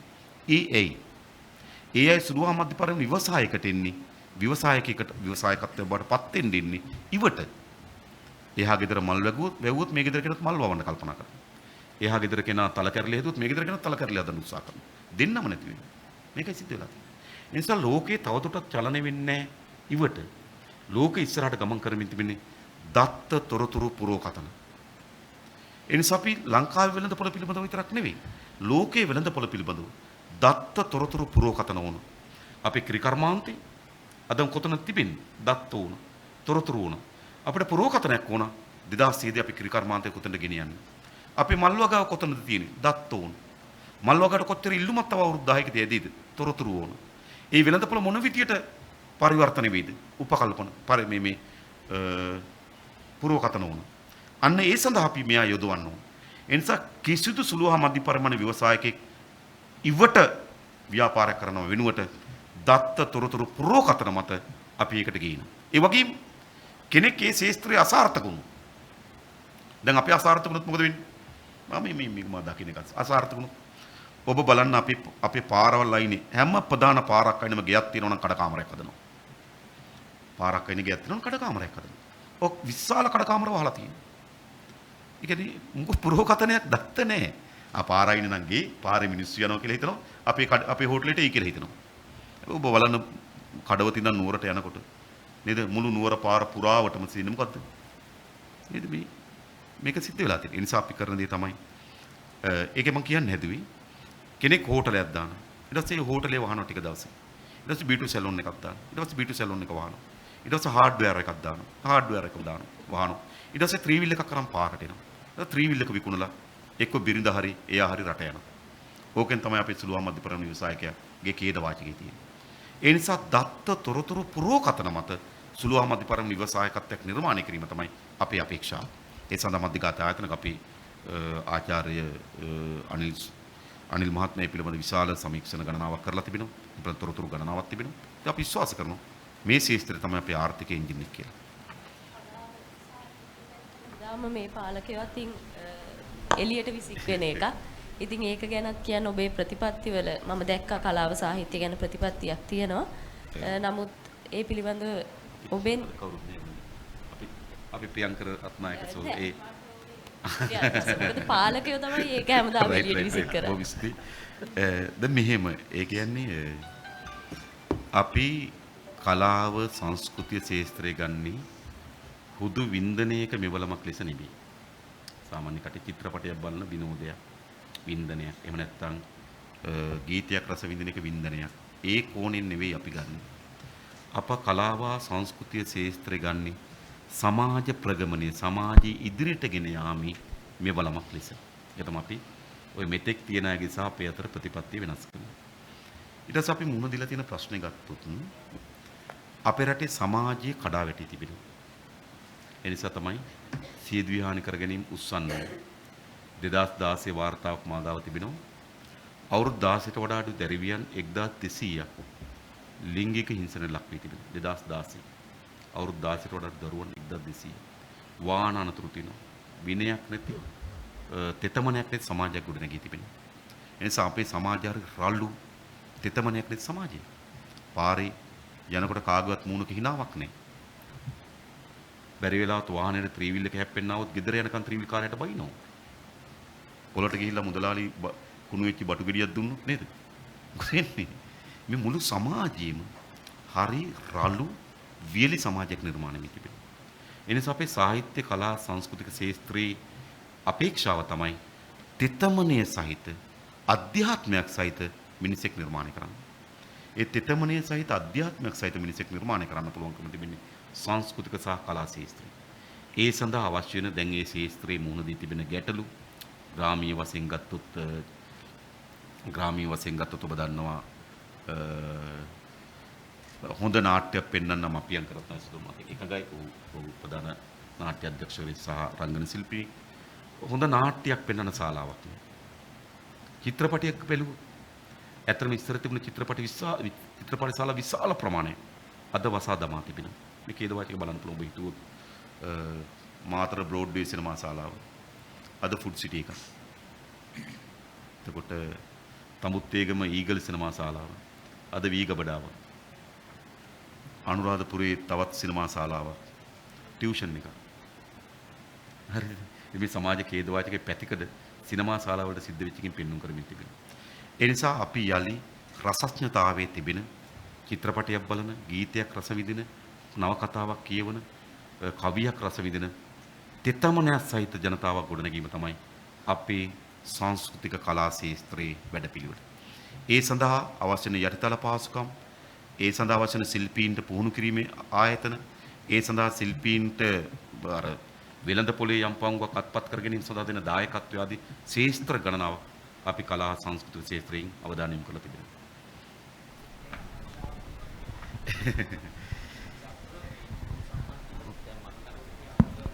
එතකොට ඒකට ඔබතුමාලා කොහොමද මේ එක මහජන ආරක්ෂාව මම හිතනවා මේ මැතිවරණ වේදිකාවේ ප්‍රධානම එක බවට පත් වී තිබෙන මහජන ආරක්ෂාව. ඒ නිසා මම ටිකක් කෙටියෙන් කියන්නගෙන අපේ රටේ ආරක්ෂාවේ තියෙන තර්ජනය මොකක්ද? ඕනෑම රටකට ආරක්ෂාවට එල්ල විය හැකි තර්ජන ආකාර දෙකක් තිබෙනවා. එක තමයි විදේශීය ආක්‍රමණික හමුදාවක්. දෙක අභ්‍යන්තර ගැටුම්. මම හිතනවා පළවෙනි තර්ජනයක් අපිට නැහැ. වෙන ආකාරයේ තර්ජනයක් තිබුණා. නමුත් විදේශීය හමුදාවක් අපේ රට ආක්‍රමණය කළගෙන තර්ජනයක් අපිට නැහැ. එහෙනම් අපේ තර්ජනයේ ස්වභාවය තමයි අභ්‍යන්තර ගැටුමක්. ඒ අභ්‍යන්තර ගැටුමත් මොන වගේ ගැටුමක්ද? අපිට අභ්‍යන්තර ගැටුමක් තිබුණා LTT එකකින් ඉන්නකොට. ඒක මොන වගේ ගැටුමක්ද? තමන් විසින්ම අත්පත් කරගත්තු පාලන ප්‍රදේශ තිබුණා. කර්නල්ගේ ඉඳන් පහළ දක්වා විධිමත් හමුදා යාන්ත්‍රණයක් තිබුණා.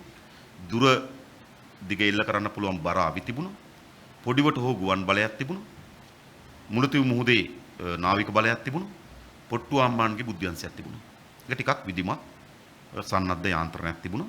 ඒ සන්නද්ධ යාන්ත්‍රණය රජයේ සන්නද්ධ යාන්ත්‍රණය මුහුණට ගහගත්තා. ඒ පැත්ත ආක්‍රමණය කරනවා, ඒ පැත්තේ මේ පැත්ත ආක්‍රමණය කරනවා. ඒක සිවිල් යුද්ධයක් තත්ත්වයේ තිබුණා. එවැනි යුද්ධයකදී මම හිතනවා විශාල වැඩ කොටසක් තියෙන ජෙනරාල්ලාට අලුත් සේනාංක පිහිටවන්න, යුද සැලසුම් හදන්න, තොරතුරු එක්රැස් කරගන්න, අලුත් බරාවි ඉල්ලන්න, සේනාංක මෙහෙවන්න. ඒකට ජෙනරාල්ලාට වැඩක් තියෙනවා. අපිට පිළිගන්න. හැබැයි දැන් ආරක්ෂාවේ තර්ජනය මොකක්ද? එවැනි වර්ගයේ තර්ජනයකුත් අපිට දැනන්නේ. දැන් ආරක්ෂාවේ තර්ජනය තමයි යම් ජන කණ්ඩායමක් ඇතුලේ ගොඩනැගෙන අන්තවාදී කණ්ඩායමක් තව ජන කණ්ඩායමකට ප්‍රහාරයක් එල්ල කරයිද? ඕකනේ. අප්‍රේල් මාසයේ 21 වෙනිදා මුස්ලිම් ජන සමාජය ඇතුලේ ගොඩනැගුණු අන්තවාදී කණ්ඩායමක් කතෝලික දේවස්ථාන ගණනාවකදී කතෝලික ජනතාව ඉලක්ක කොට මරාගෙන මරණ ප්‍රහාරයක් එල්ල කරා. 250 දෙනෙකුට 59කට ආසන්න ප්‍රමාණයක් මිය ගියා. විශාල ප්‍රමාණයක් ආබාධිත වුණා. සහ රටේ බියක් ඇති වුණා. තර්ජනය මොකක්ද? එක් ජන කොට්ටාසයක් ඇතුලේ ගොඩනැගුණු අන්තවාදී කණ්ඩායමක් තව ජන කොට්ටාසයක් ඉලක්ක කොටගෙන ප්‍රහාරයක් එල්ල වුණා. ඒ විදිහටම අපිට මතකයි සිංහල ජන සමාජය ඇතුලේ ඇතිවෙච්ච අන්තවාදී කණ්ඩායම් අලුත්ගමදී, දර්ගනගරයේදී, දිගනදී, අකුරණදී මුස්ලිම් ජනතාව සහ උන්ගේ ව්‍යාපාරික සහෝග දේවස්ථාන ඉලක්ක කොටගෙන ප්‍රහාරයක් එල්ල වුණා. ඒ මොකද්ද? සිංහල ජනතාව ඇතුළේ ඇති වෙන අන්තවාදී කණ්ඩායම. එහෙනම් අපේ ආරක්ෂාවේ තර්ජනයේ ස්වභාවය මොකද්ද?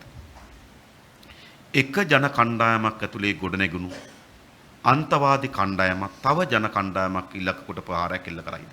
ඔකනේ තර්ජනය. මේකට ජෙනරාල්ලා වුණාද? මම කියන්නේ මේ වගේ එකකට ජෙනරාල්ලා කැඳවීම ජෙනරාල්ලට කරන අපහාසය.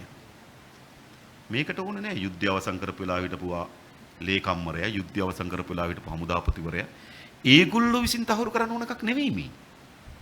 මේ මොකද්ද? මේකට විසඳුම් තුනයි තියෙන්නේ. එක දේශපාලනය. කිසිදු දේශපාලනික වශයෙන් කිසිදු දේශපාලන ව්‍යාපාරයක් අන්තවාදයේ තමන්ගේ දේශපාලන න්‍යායපත්‍රයේ කොටසක් බවට පත් නොකර ගැනීම.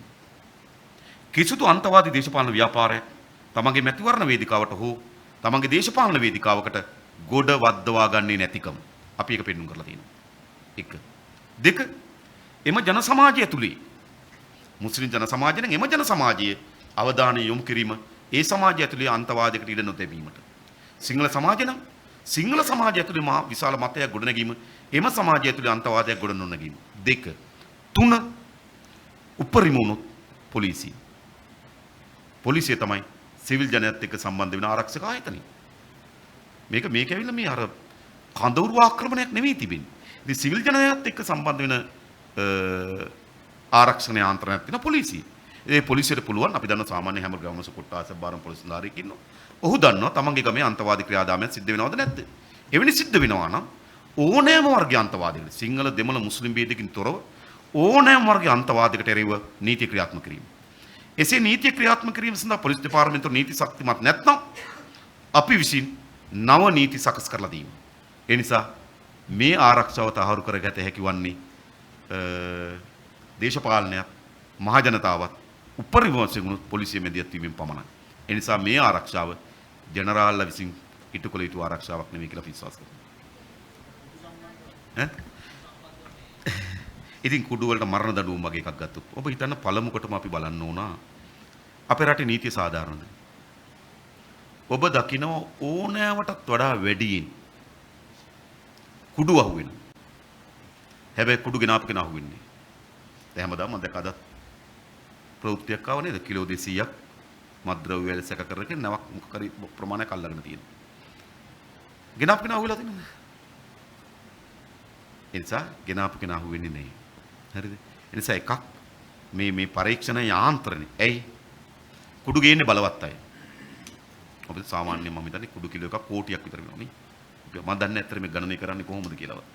يعني මොකක් හරි මේ හරිද? සාමාන්‍ය කෙනෙක් කුඩු කිලෝ 200ක් අවුනුත් කියනවා නේද?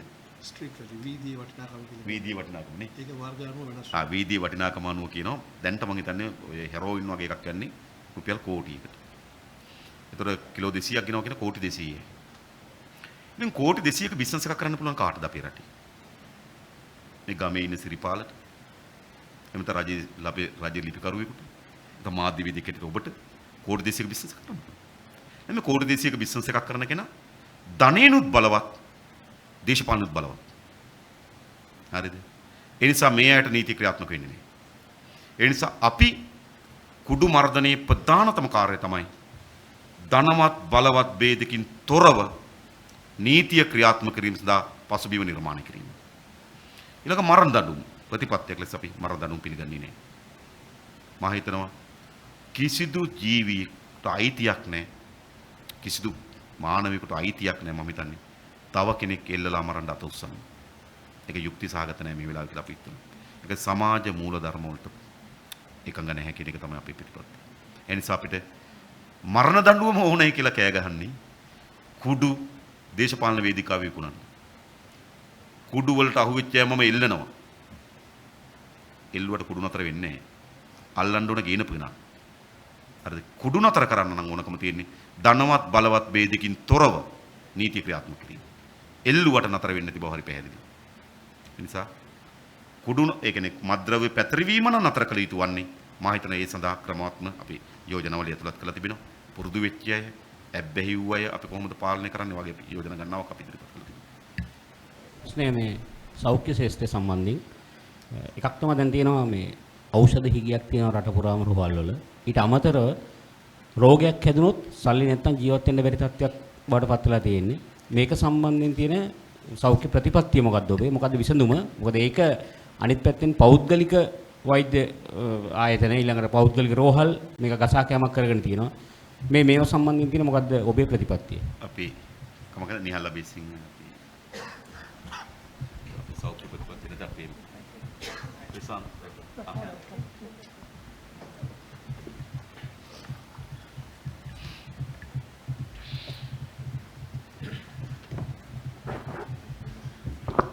බොහොම ස්තුතියි. ඔබේ ප්‍රශ්නය වුණේ ඖෂධ ප්‍රතිපත්තිය පිළිබඳව. සමාජ සෞඛ්‍ය සේවයේ ප්‍රධානම දේ අපි දකින්නේ අද සෞඛ්‍ය සේවයේ සීමා වෙලා තියෙනවා නගරයට. ඒ නගරයේ පෞද්ගලික වෛද්‍ය සේවයත් රාජ්‍ය වෛද්‍ය සේවයත් ක්‍රියාත්මක වීම නිසා වැඩිපුර ජනතාවක් පෞද්ගලික වෛද්‍ය සේවයට පෙළඹීමක් තියෙනවා. ඒක මේ සිදු වෙලා තියෙන දේ අපි යෝජනා කරන්නේ ජාතික සැලැස්මක් ඇතුළත දැනට තියෙන පෞද්ගලික සේවයේ නියාමනය කරමින් රාජ්‍ය සෞඛ්‍ය සේවයත් නියාමනය කරමින් ඉදිරියට අපි යෝජනා කරන වැඩපිළිවෙලක්. ඒ වැඩපිළිවෙල සවිස්තරව අපි අපේ ජාතික ප්‍රතිපත්තිය තුල සකස් කරලා තියෙනවා. අපි මේ පිළිබඳව නොඑක් යෝජනා ගණනාවක් අපි ඉදිරිපත් කරලා තියෙනවා. ලොකු වියදමක් නැතුව මේ තියෙන සම්පත් වලින්ම කරගන්න පුළුවන් වැඩි යෝජනා ගණනක් තමයි අපි යෝජනා කරලා තියෙන්නේ. ඒකම ඖෂධ පිළිබඳව විශේෂයෙන්ම අපි යෝජනා කරලා තියෙනවා. අපි ප්‍රමිතිගත ඖෂධ පමණක් රට තුලට ගෙන ඒමට යම්කිසි නිශ්චිත නියාමන ක්‍රමයක්. ඒකම ප්‍රමිතිය අනුමත කිරීම සඳහා රසායනාගාර සේවය පුළුල් කිරීමක්. ඊළඟට විශේෂයෙන්ම පිටපළාත්වල ග්‍රාමීය ප්‍රදේශවල ජනතාවගේ අවශ්‍යතාවයන් ඉෂ්ට කරන්න ඒ ගාමීය රෝහල් ද්විතීයික රෝහල් දියුණු කිරීම. ඒ ද්විතීයික රෝහල් සහ ගාමීය රෝහල් අතර සහ පළාත්බද රෝහල් සහ ශික්ෂණ රෝහල් අතර ක්ලස්ටර් ක්‍රමයක්. ඒ කියන්නේ ඒ සම්පත් හුවමාරු කර ගැනීමේ ක්‍රමයක්. ඊළඟට සාමාන්‍ය ජනතාවගේ එදිනෙදා අවශ්‍යතාවයන් ඒගොල්ලන්ට සාකච්ඡා කරලා ගත යුතු තීරණ ගන්නට පවුලේ වෛද්‍යවරයෙක් මේ වගේ ගණනාවක් අපි යෝජනා කරලා තියෙනවා අපේ සෞඛ්‍ය සේවය සුවපත් කරන්නට. අපි විශ්වාස කරනවා මේ ප්‍රතිපත්ති රට තුල ක්‍රියාත්මක කරොත් විශේෂයෙන්ම මේක අපි දන්නවා ලෝක බැංකුවේ සමහර යෝජනාවලත් මේ සමහර ප්‍රතිපත්ති තියෙනවා. ඒකම ඒගොල්ලෝ මේ ආණ්ඩුවත් එක්කම කරන ව්‍යාපෘතිවලත් සමහර යෝජනා තියෙනවා. අපි ඒ වඩා පුළුල් විදියට ඒ යෝජනා මේ රටට ගැලපෙන විදියට ඉදිරිපත් කරලා තියෙනවා. අපි හිතනවා මේ ක්‍රියාවලිය කිසියම් විදිහකට අපිට ඉෂ්ට කරගන්න පුළුවන් වුණොත් ඇත්තටම මේ රටේ සෞඛ්‍ය සේවය මේ තියෙන තත්ත්වයෙන් ඉතාම හොඳ තත්ත්වයකට ගන්න පුළුවන් වේවි. මේ සම්පත්ම ප්‍රයෝජනෙට අරගනිමු. එහෙනම් පිටුවම දැන් තියෙන්නේ බෙහෙත් ගන්න සල්ලි නැත්තම් මැරෙන්න වෙනවනේ. ඔබේ ආණ්ඩුවක් යටතේ එහෙම වෙන්නේ නැහැ කියලා සාතිකයක් දෙන්න පුළුවන්.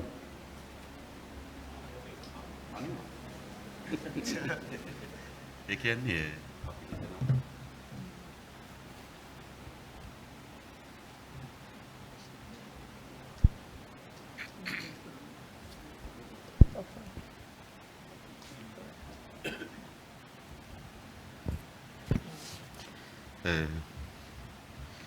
විශේෂයෙන්ම ඔබ කියපු ඛේද වාචකයක් අපේ රටේ මාගාව තිබෙනවා මේ සාමාන්‍ය ක්ලිනික් වාර්තා පොතක් ගාල්ලේ කරාපිටිය රෝහලේ.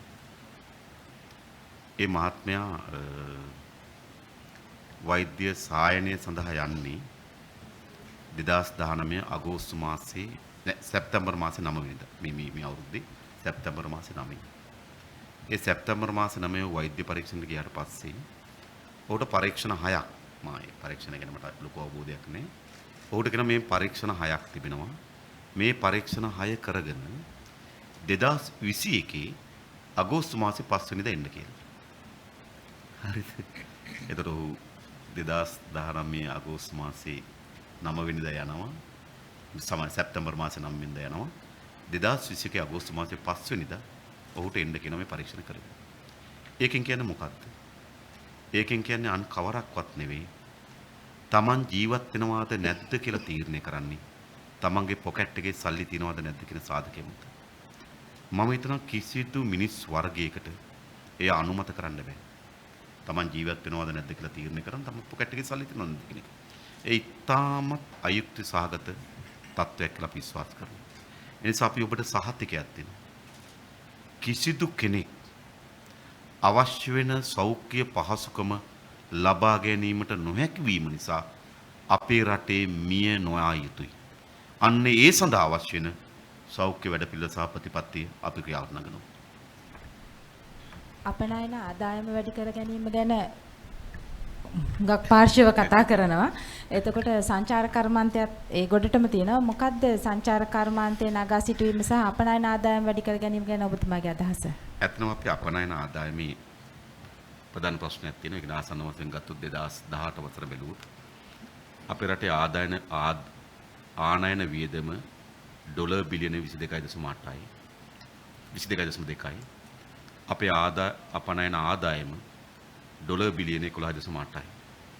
ඒ ඩොලර් බිලියන 10.4ක ඩොලර් කෝටි 1040ක වෙළඳ ශේෂයක් තිබෙනවා. මේ වෙළඳ ශේෂය ඉක්මවා ගන්නේ කොහොමද කියන ප්‍රශ්න තමයි අපි සතු තිබෙන්නේ. ආසන්න වශයෙන් ගත්තොත් අපිට ඩොලර් බිලියන 8ක් විතර විදේශගත ශ්‍රමිකයන්ගෙන් එනවා. ඩොලර් බිලියන 1.5ක් වගේ සංචාරක ව්‍යාපාරයෙන් ලැබෙනවා. ඒතර අපිට ආනයන අපනයන වෙළඳ පොලේම නෙවෙයි මේ ශේෂ්ත්‍ර දිනු කිරීම හරහා අපි කොහොමද අපිට අවශ්‍ය වෙන ඩොලර් ප්‍රමාණය උපයා ගන්න. විදේශ විනිමය උපයා ගන්න. එෙහිදී අපි විශ්වාස කරනවා සංචාරක ව්‍යාපාරයේ ඒ සඳහා හොඳ මෙමලවක් බවට පත් වේවි කියලා. පසුගිය කාලෙත් අපි දැක්ක වාර්තාවල සටහන් වෙලා තිබුණා. හොඳම සංචාරක ගමනාන්තය ලෙස වසර කීපයක් ශ්‍රී ලංකාව තේරිපත් වී තිබෙන එක හොඳයි. හොඳ තත්ත්වයක්. හැබැයි අපි කල්පනා කරලා බලන්න ඕන අපේ සංචාරක ව්‍යාපාරයේ දිශානතිය. මොන දිශාවටද අපේ සංචාරක ව්‍යාපාරය යා යුත්තේ කියලා. අපි විශ්වාස කරන අපේ සංචාරක ව්‍යාපාරය අපේ පරිසර පද්ධතියත් එක්ක සම්බන්ධ වුණු සංචාරක ව්‍යාපාරයක් තමයි අපිට වඩාත් යෝග්‍ය වන්නේ කියලා. රට පුරා අපිට දෙරළ තීරයක් තිබෙනවා. අපිට මධ්‍ය කඳුකරයක් තිබෙනවා. විවිධ පරිසර කලාප තිබෙනවා. ඒ වගේම විවිධ වනජීවි කලාප තිබෙනවා. ඒ නිසා අපේ සංචාරක ව්‍යාපාරයයි අපේ පරිසර පද්ධතිය අතර සමීපකමක් තිබෙනවා. ඒ නිසා අපේ සංචාරක ව්‍යාපාරය අපි වැඩිම සමහර අය සංචාරක ව්‍යාපාර සමහර අය කල්පනා කරන්න පුළුවන් මේ පැත්තෙන් ඒ කියන්නේ සූදු කෙලීම ඒ පැත්තෙන් අපිට මතකයි පහුගිය කාලේ එවැනි යෝජනා තිබුණා. අපේ පැත්තෙන් සංචාරක ව්‍යාපාරයට අපි අවධානය යොමු කරපු දෙන්නේ අපේ පරිසර පද්ධතියයි සංචාරක ව්‍යාපාරයයි ඒකාබද්ධ කිරීම. අපිට ගෙන යන්න පුළුවන් නම් පණිවිඩයක්. ඕගොල්ලෝ ලෝකේ කොහේ සල්ලි හම්බ කරත් ඕගොල්ලන්ට පිරිසුදු වතුර ටිකක් බොන්න ඕන නම් ලංකාවට එන්න. ඕගොල්ලෝ ලෝකේ මොනතරම් මුදල් උපයාගත්තත් ඔබට පිරිසුදු හුස්ම පොදක් ගන්න ඕන නම් ලංකාවට එන්න. ඔබ ලෝකයේ මොනතරම් කාර්යක්ෂම නගරයක ජීවත් වුණත් ඔබට නිසංසල ජීවිතයක් අවශ්‍ය නම් ලංකාවට එන්න. ඒ නිසා මා හිතනවා අපේ සංචාරක ව්‍යාපාරේ දිශානතිය නව තැනකට අපි ගෙන ආ යුතුයි කියලා. මොකද අනෙක් ශේෂ්ත්‍ර වලට මම හිතන්නේ අපිට එන්න ඕනේ ඒවට අපිටත් වඩා හොඳින් විවෘත කර බාලි තිබෙනවා නේ. මම හිතන්නේ බැංකොක් තිබෙනවා. ඉතින් මම හිතන්නේ ඒ ශේෂ්ත්‍රෙන් අපිට ඉස්සරහට යන්න පුළුවන් වෙයි කියලා. අපේ සංචාරක කර්මාන්තයේ මේ මුහුණ දී තිබෙන තත්ත්වෙන් තව පිම්මක් ගන්න ඕන. අප කල්පනා කරනවා අපේ සංචාරක ව්‍යාපාරයත් අපේ පරිසර පද්ධතියත් ඒකාබද්ධ කරන සංචාරක කර්මාන්තය තමයි අපට යෝගී කියලා. ඒ සඳහා අවශ්‍ය යෝජනාවන් තමයි අපි සංචාරක කර්මාන්තයෙන් අවධානය යොමු කරලා තිබෙන්නේ.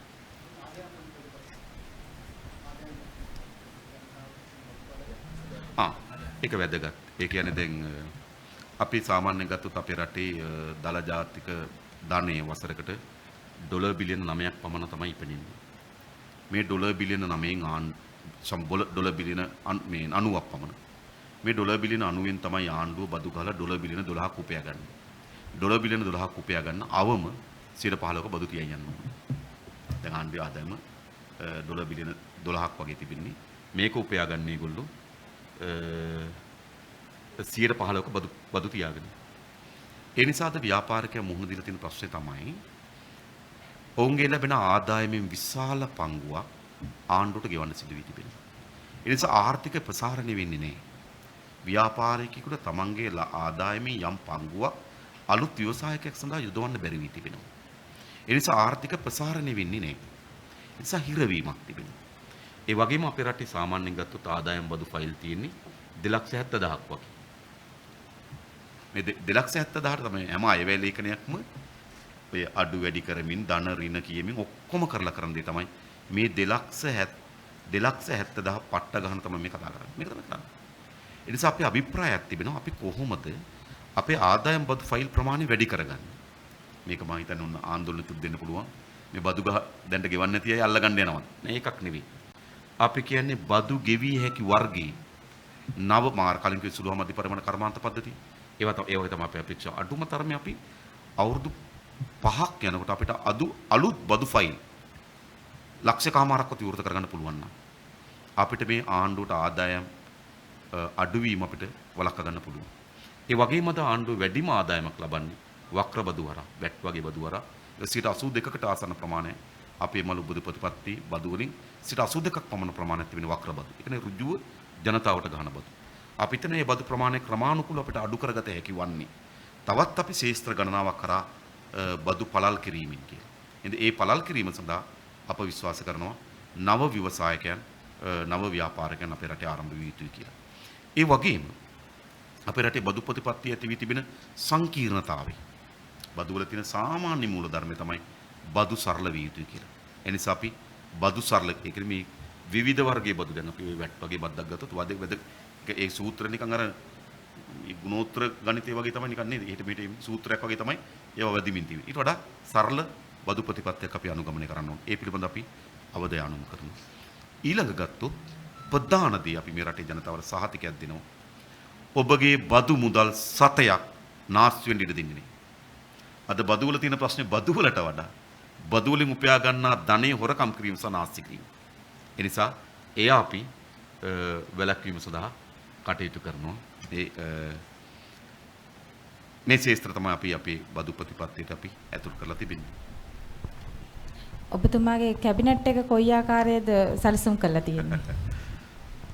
උපරිම 25යි. සා විද්‍යාත්මක විෂයන් බෙදීම. 25යි කිව්වේ අමාත්‍ය මණ්ඩල 25යි, කැබිනට් නොවන 25යි, නියෝජ්‍ය 25යි ඒක ආකාරයටද? හොඳයි ප්‍රශ්නේ. ඒ කියන්නේ අපි හිතනවා අපේ රටේ අමාත්‍ය ධූර කියලා කියන්නේ එකිනෙකා සතුටු කිරීම සඳහා දෙන ත්‍යාගයන් බවට පත් වී තිබෙනවා. කෙනෙක් හයියෙන් කෑ ගැහුවොත් නියෝජ්‍ය ඇමතිකම රාජ්‍ය ඇමතිකමක් කරනවා. රාජ්‍ය ඇමති තව ටිකක් හයියෙන් කෑ ගැහුවොත් ඒක කැබිනට් නොවන ඇමතිකමක් කරනවා. කැබිනට් නොවන තව ටිකක් රණ්ඩු වුණොත් කැබිනට් ඇමතිකමක් කරනවා. මේකනේ අපේ සම්ප්‍රදාය. ඒ නිසා මේ අමාත්‍ය ධූර පිහිටවීමත් අමාත්‍ය ධූරයන් වල විෂයන් තීරණය කිරීමත් මුළුමනින්ම ඇවිල්ලා ඒ පුද්ගලයා සතුටු කිරීම සඳහා දෙන වරප්‍රසාදය බවට පත් වී තිබෙනවා. අපේ පළවෙනි ප්‍රයත්නය අපේ කැබිනට් මණ්ඩලයේ පළවෙනි ප්‍රයත්නය තමයි එය කවර හෝ පුද්ගලයේ සතුටු කිරීම නෙවෙයි එය රට ගොඩ නැගීම සඳහා ඔහුගේ වගකීම. දා අමාත්‍ය වගකීම බවට පත් කරනවා. අමාත්‍යවරු සංඛ්‍යාව උපරිම 25යි. අමාත්‍යවරයා සහ නියෝජ්‍ය අමාත්‍ය ධූර හැරෙනකොට වෙන කිසිදු අතරමැදි අමාත්‍ය ධූරයක් ගොඩ නැගෙන්නේ නැහැ. 3 සෑම අමාත්‍යංශයක්ම ඊට අදාළ විෂයන් ඒකාබද්ධ කරන ලද විද්‍යාත්මක අමාත්‍ය ධූර වෙන් කිරීමකට භාජනය කරනවා. උදාහරණයකට ගත්තොත් මා කුෂිකර්ම අමාත්‍යංශයේ දරන කාලේ එදා කුෂිකර්ම අමාත්‍යංශයේ කුෂිකර්ම ඉඩම් වාරිමාර්ග පස් සම්පත්. මොකද මේ ඔක්කොම එකට ගැට ගැහිලා තිබෙනවා. ඒ නිසා අපි විද්‍යාත්මක විෂයන් බෙදීමක් කරා අමාත්‍යංශ 25ක් ගොඩනගනවා. ඒක තමයි අපි කැබිනට් මණ්ඩලය පිළිබඳ තියෙන ප්‍රතිපත්තිය.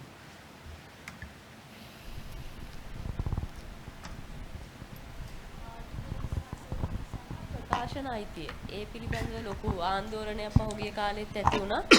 කෙටි කතාවක් ලිව්වා කියලා කෙනෙක්ව හිරගත කරන තැනට ඒක ආවා. ඒක විශාල ප්‍රශ්නයක් වෙලා තියෙනවා. මාධ්‍ය නිදහස ගැනත් කතා කරනවා නම් හොඳයි. මොකද මේ මාධ්‍යට බයිනවනේ හැමදාම දේශපාලඥයෝ දේශපාලන වේදිකාවේදී. හැබැයි අන්තිමට මාධ්‍ය හරහාම මේ ප්‍රචාරණ කටයුතු කරගන්න සිද්ධ වෙන්නේ. මම හිතන්නේ මෙහෙම. ඒ කියන්නේ අපි විශ්වාස කරන දේශපාලකයන්ටත් වගකීමක් තිබෙනවා, මාධ්‍යයටත් වගකීමක් තියෙනවා. ඒ නිසා අපි හැමදෙනාම පුරුදු වෙන්න ඕනකම තිබෙනවා. يعني දේශපාලකයාටත් එක ආකාරයක බලයක් තිබෙනවා, මාධ්‍යයටත් තව ආකාරයක බලයක් තිබෙනවා. ඒ නිසා දේශපාලකයාත් වගකීම් සහිත වගේම ඒ සංස්කෘතියක් ඕන, මාධ්‍යයත් වගකීම් සහිත සංස්කෘතියක් ඕන. ඒ කියන්නේ ඒක අපිට කාටවත් ප්‍රති මොකද ඒකත් එක ආකාරයක බලයක්. ඒ බලේ වගකීම් සහිත මාධ්‍ය හැසිරිය යුතු තිබෙනවා.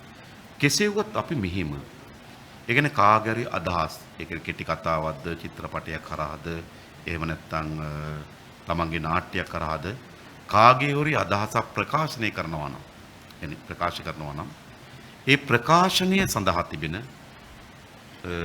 බාධාවන් අපි මුළුමනින්ම ඉවත් කරනවා.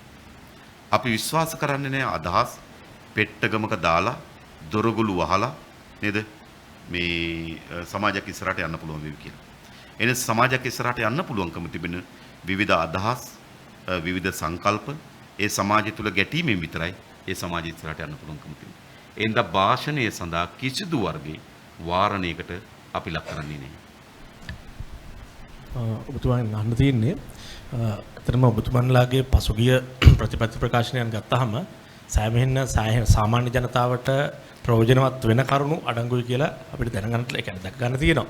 නමුත් සෑම අවුරුද්දකම නැත්නම් වර්ෂයකම මැතිවරණයකට මහමැතිවරණයකට හෝ ජනාධිපතිවරණයකට පස්සේ ඔබතුමන්ලා ඉදිරිපත් කරන ප්‍රතිපත්ති ප්‍රකාශනය ඔබතුමන්ලාට සීමා වෙනවා කියලා මහ ජනතාවට යම්කිසි මතයක් තියෙනවා. ඊට පස්සේ ඔබතුමන්ලා යම්කිසි පක්ෂයක් සමග එකතු වෙනවා නම් ඔවුන්ගේ ප්‍රතිපත්ති ප්‍රකාශනය සමග ඔබතුමාලා එකඟ වීමක්ද වෙන්නේ කියලා මේ දැන් ඔබතුමාලාට ඡන්ද දෙන නැත්නම් මේ ප්‍රතිපත්ති ප්‍රකාශ විශ්වාස කළා ඡන්ද දෙන ජනතාවට ප්‍රශ්නයක් තියෙනවා. සහ එවැනි වැඩපිළිවෙලක් මෙවර ජනාධිපතිවරණයේදී මොකක්ද ඔබතුමාලා වැඩපිළිවෙල මෙම ප්‍රතිපත්ති ප්‍රකාශනය ඉදිරියට ගෙන යාම සඳහා? පළමු කොටම අපේ ප්‍රතිපත්ති ප්‍රකාශනය පිළිගැනීමෙන් හෝ ඔවුන්ගේ ප්‍රතිපත්ති ප්‍රකාශනයක් අප පිළිගැනීමෙන් හෝ එකට සන්දානයක් එකට ආණ්ඩුකරණයක් ගොඩ නැගින්නේ නැහැ. ඒ නිසා මම හිතන්නේ වෙන ප්‍රශ්නයක් ආයේ පැන නගින්නේ නැහැ. අපේ අභිප්‍රාය බවට පත් වී තිබෙන්නේ මේ ප්‍රතිපත්ති ප්‍රකාශනය සමාජගත කිරීමත් ඒ ප්‍රතිපත්ති ප්‍රකාශනයේ මත පදනම් වූ බලයක් පිහිටවීමත් ඒ බලයේ හරහා මේ ප්‍රතිපත්ති ප්‍රකාශනය ක්‍රියාත්මක කිරීමක් තමයි අපේ අරමුණ ඔබට පත් වෙන්නේ. ඒ නිසා කිසිසේත්ම අපේ ප්‍රතිපත්ති ප්‍රකාශන මුළුමනින්ම වුන් පිළිගත්තා හෝ නේද ඔවුන්ගේ ප්‍රතිපත්ති ප්‍රකාශනට අපි යට වුණා හෝ වගේ අර අතරමැදි සන්දාන පෙරමුණු ජාතික ආණ්ඩුව ඔය වගේ එකට අපි හවුල් වෙන්නේ නෑ. එහෙනම් අපි අවසන් කරමු නේද? බොහොම ස්තුතියි හැම දිනාටම මේ අවස්ථාවට සහභාගී වීම පිළිබඳව.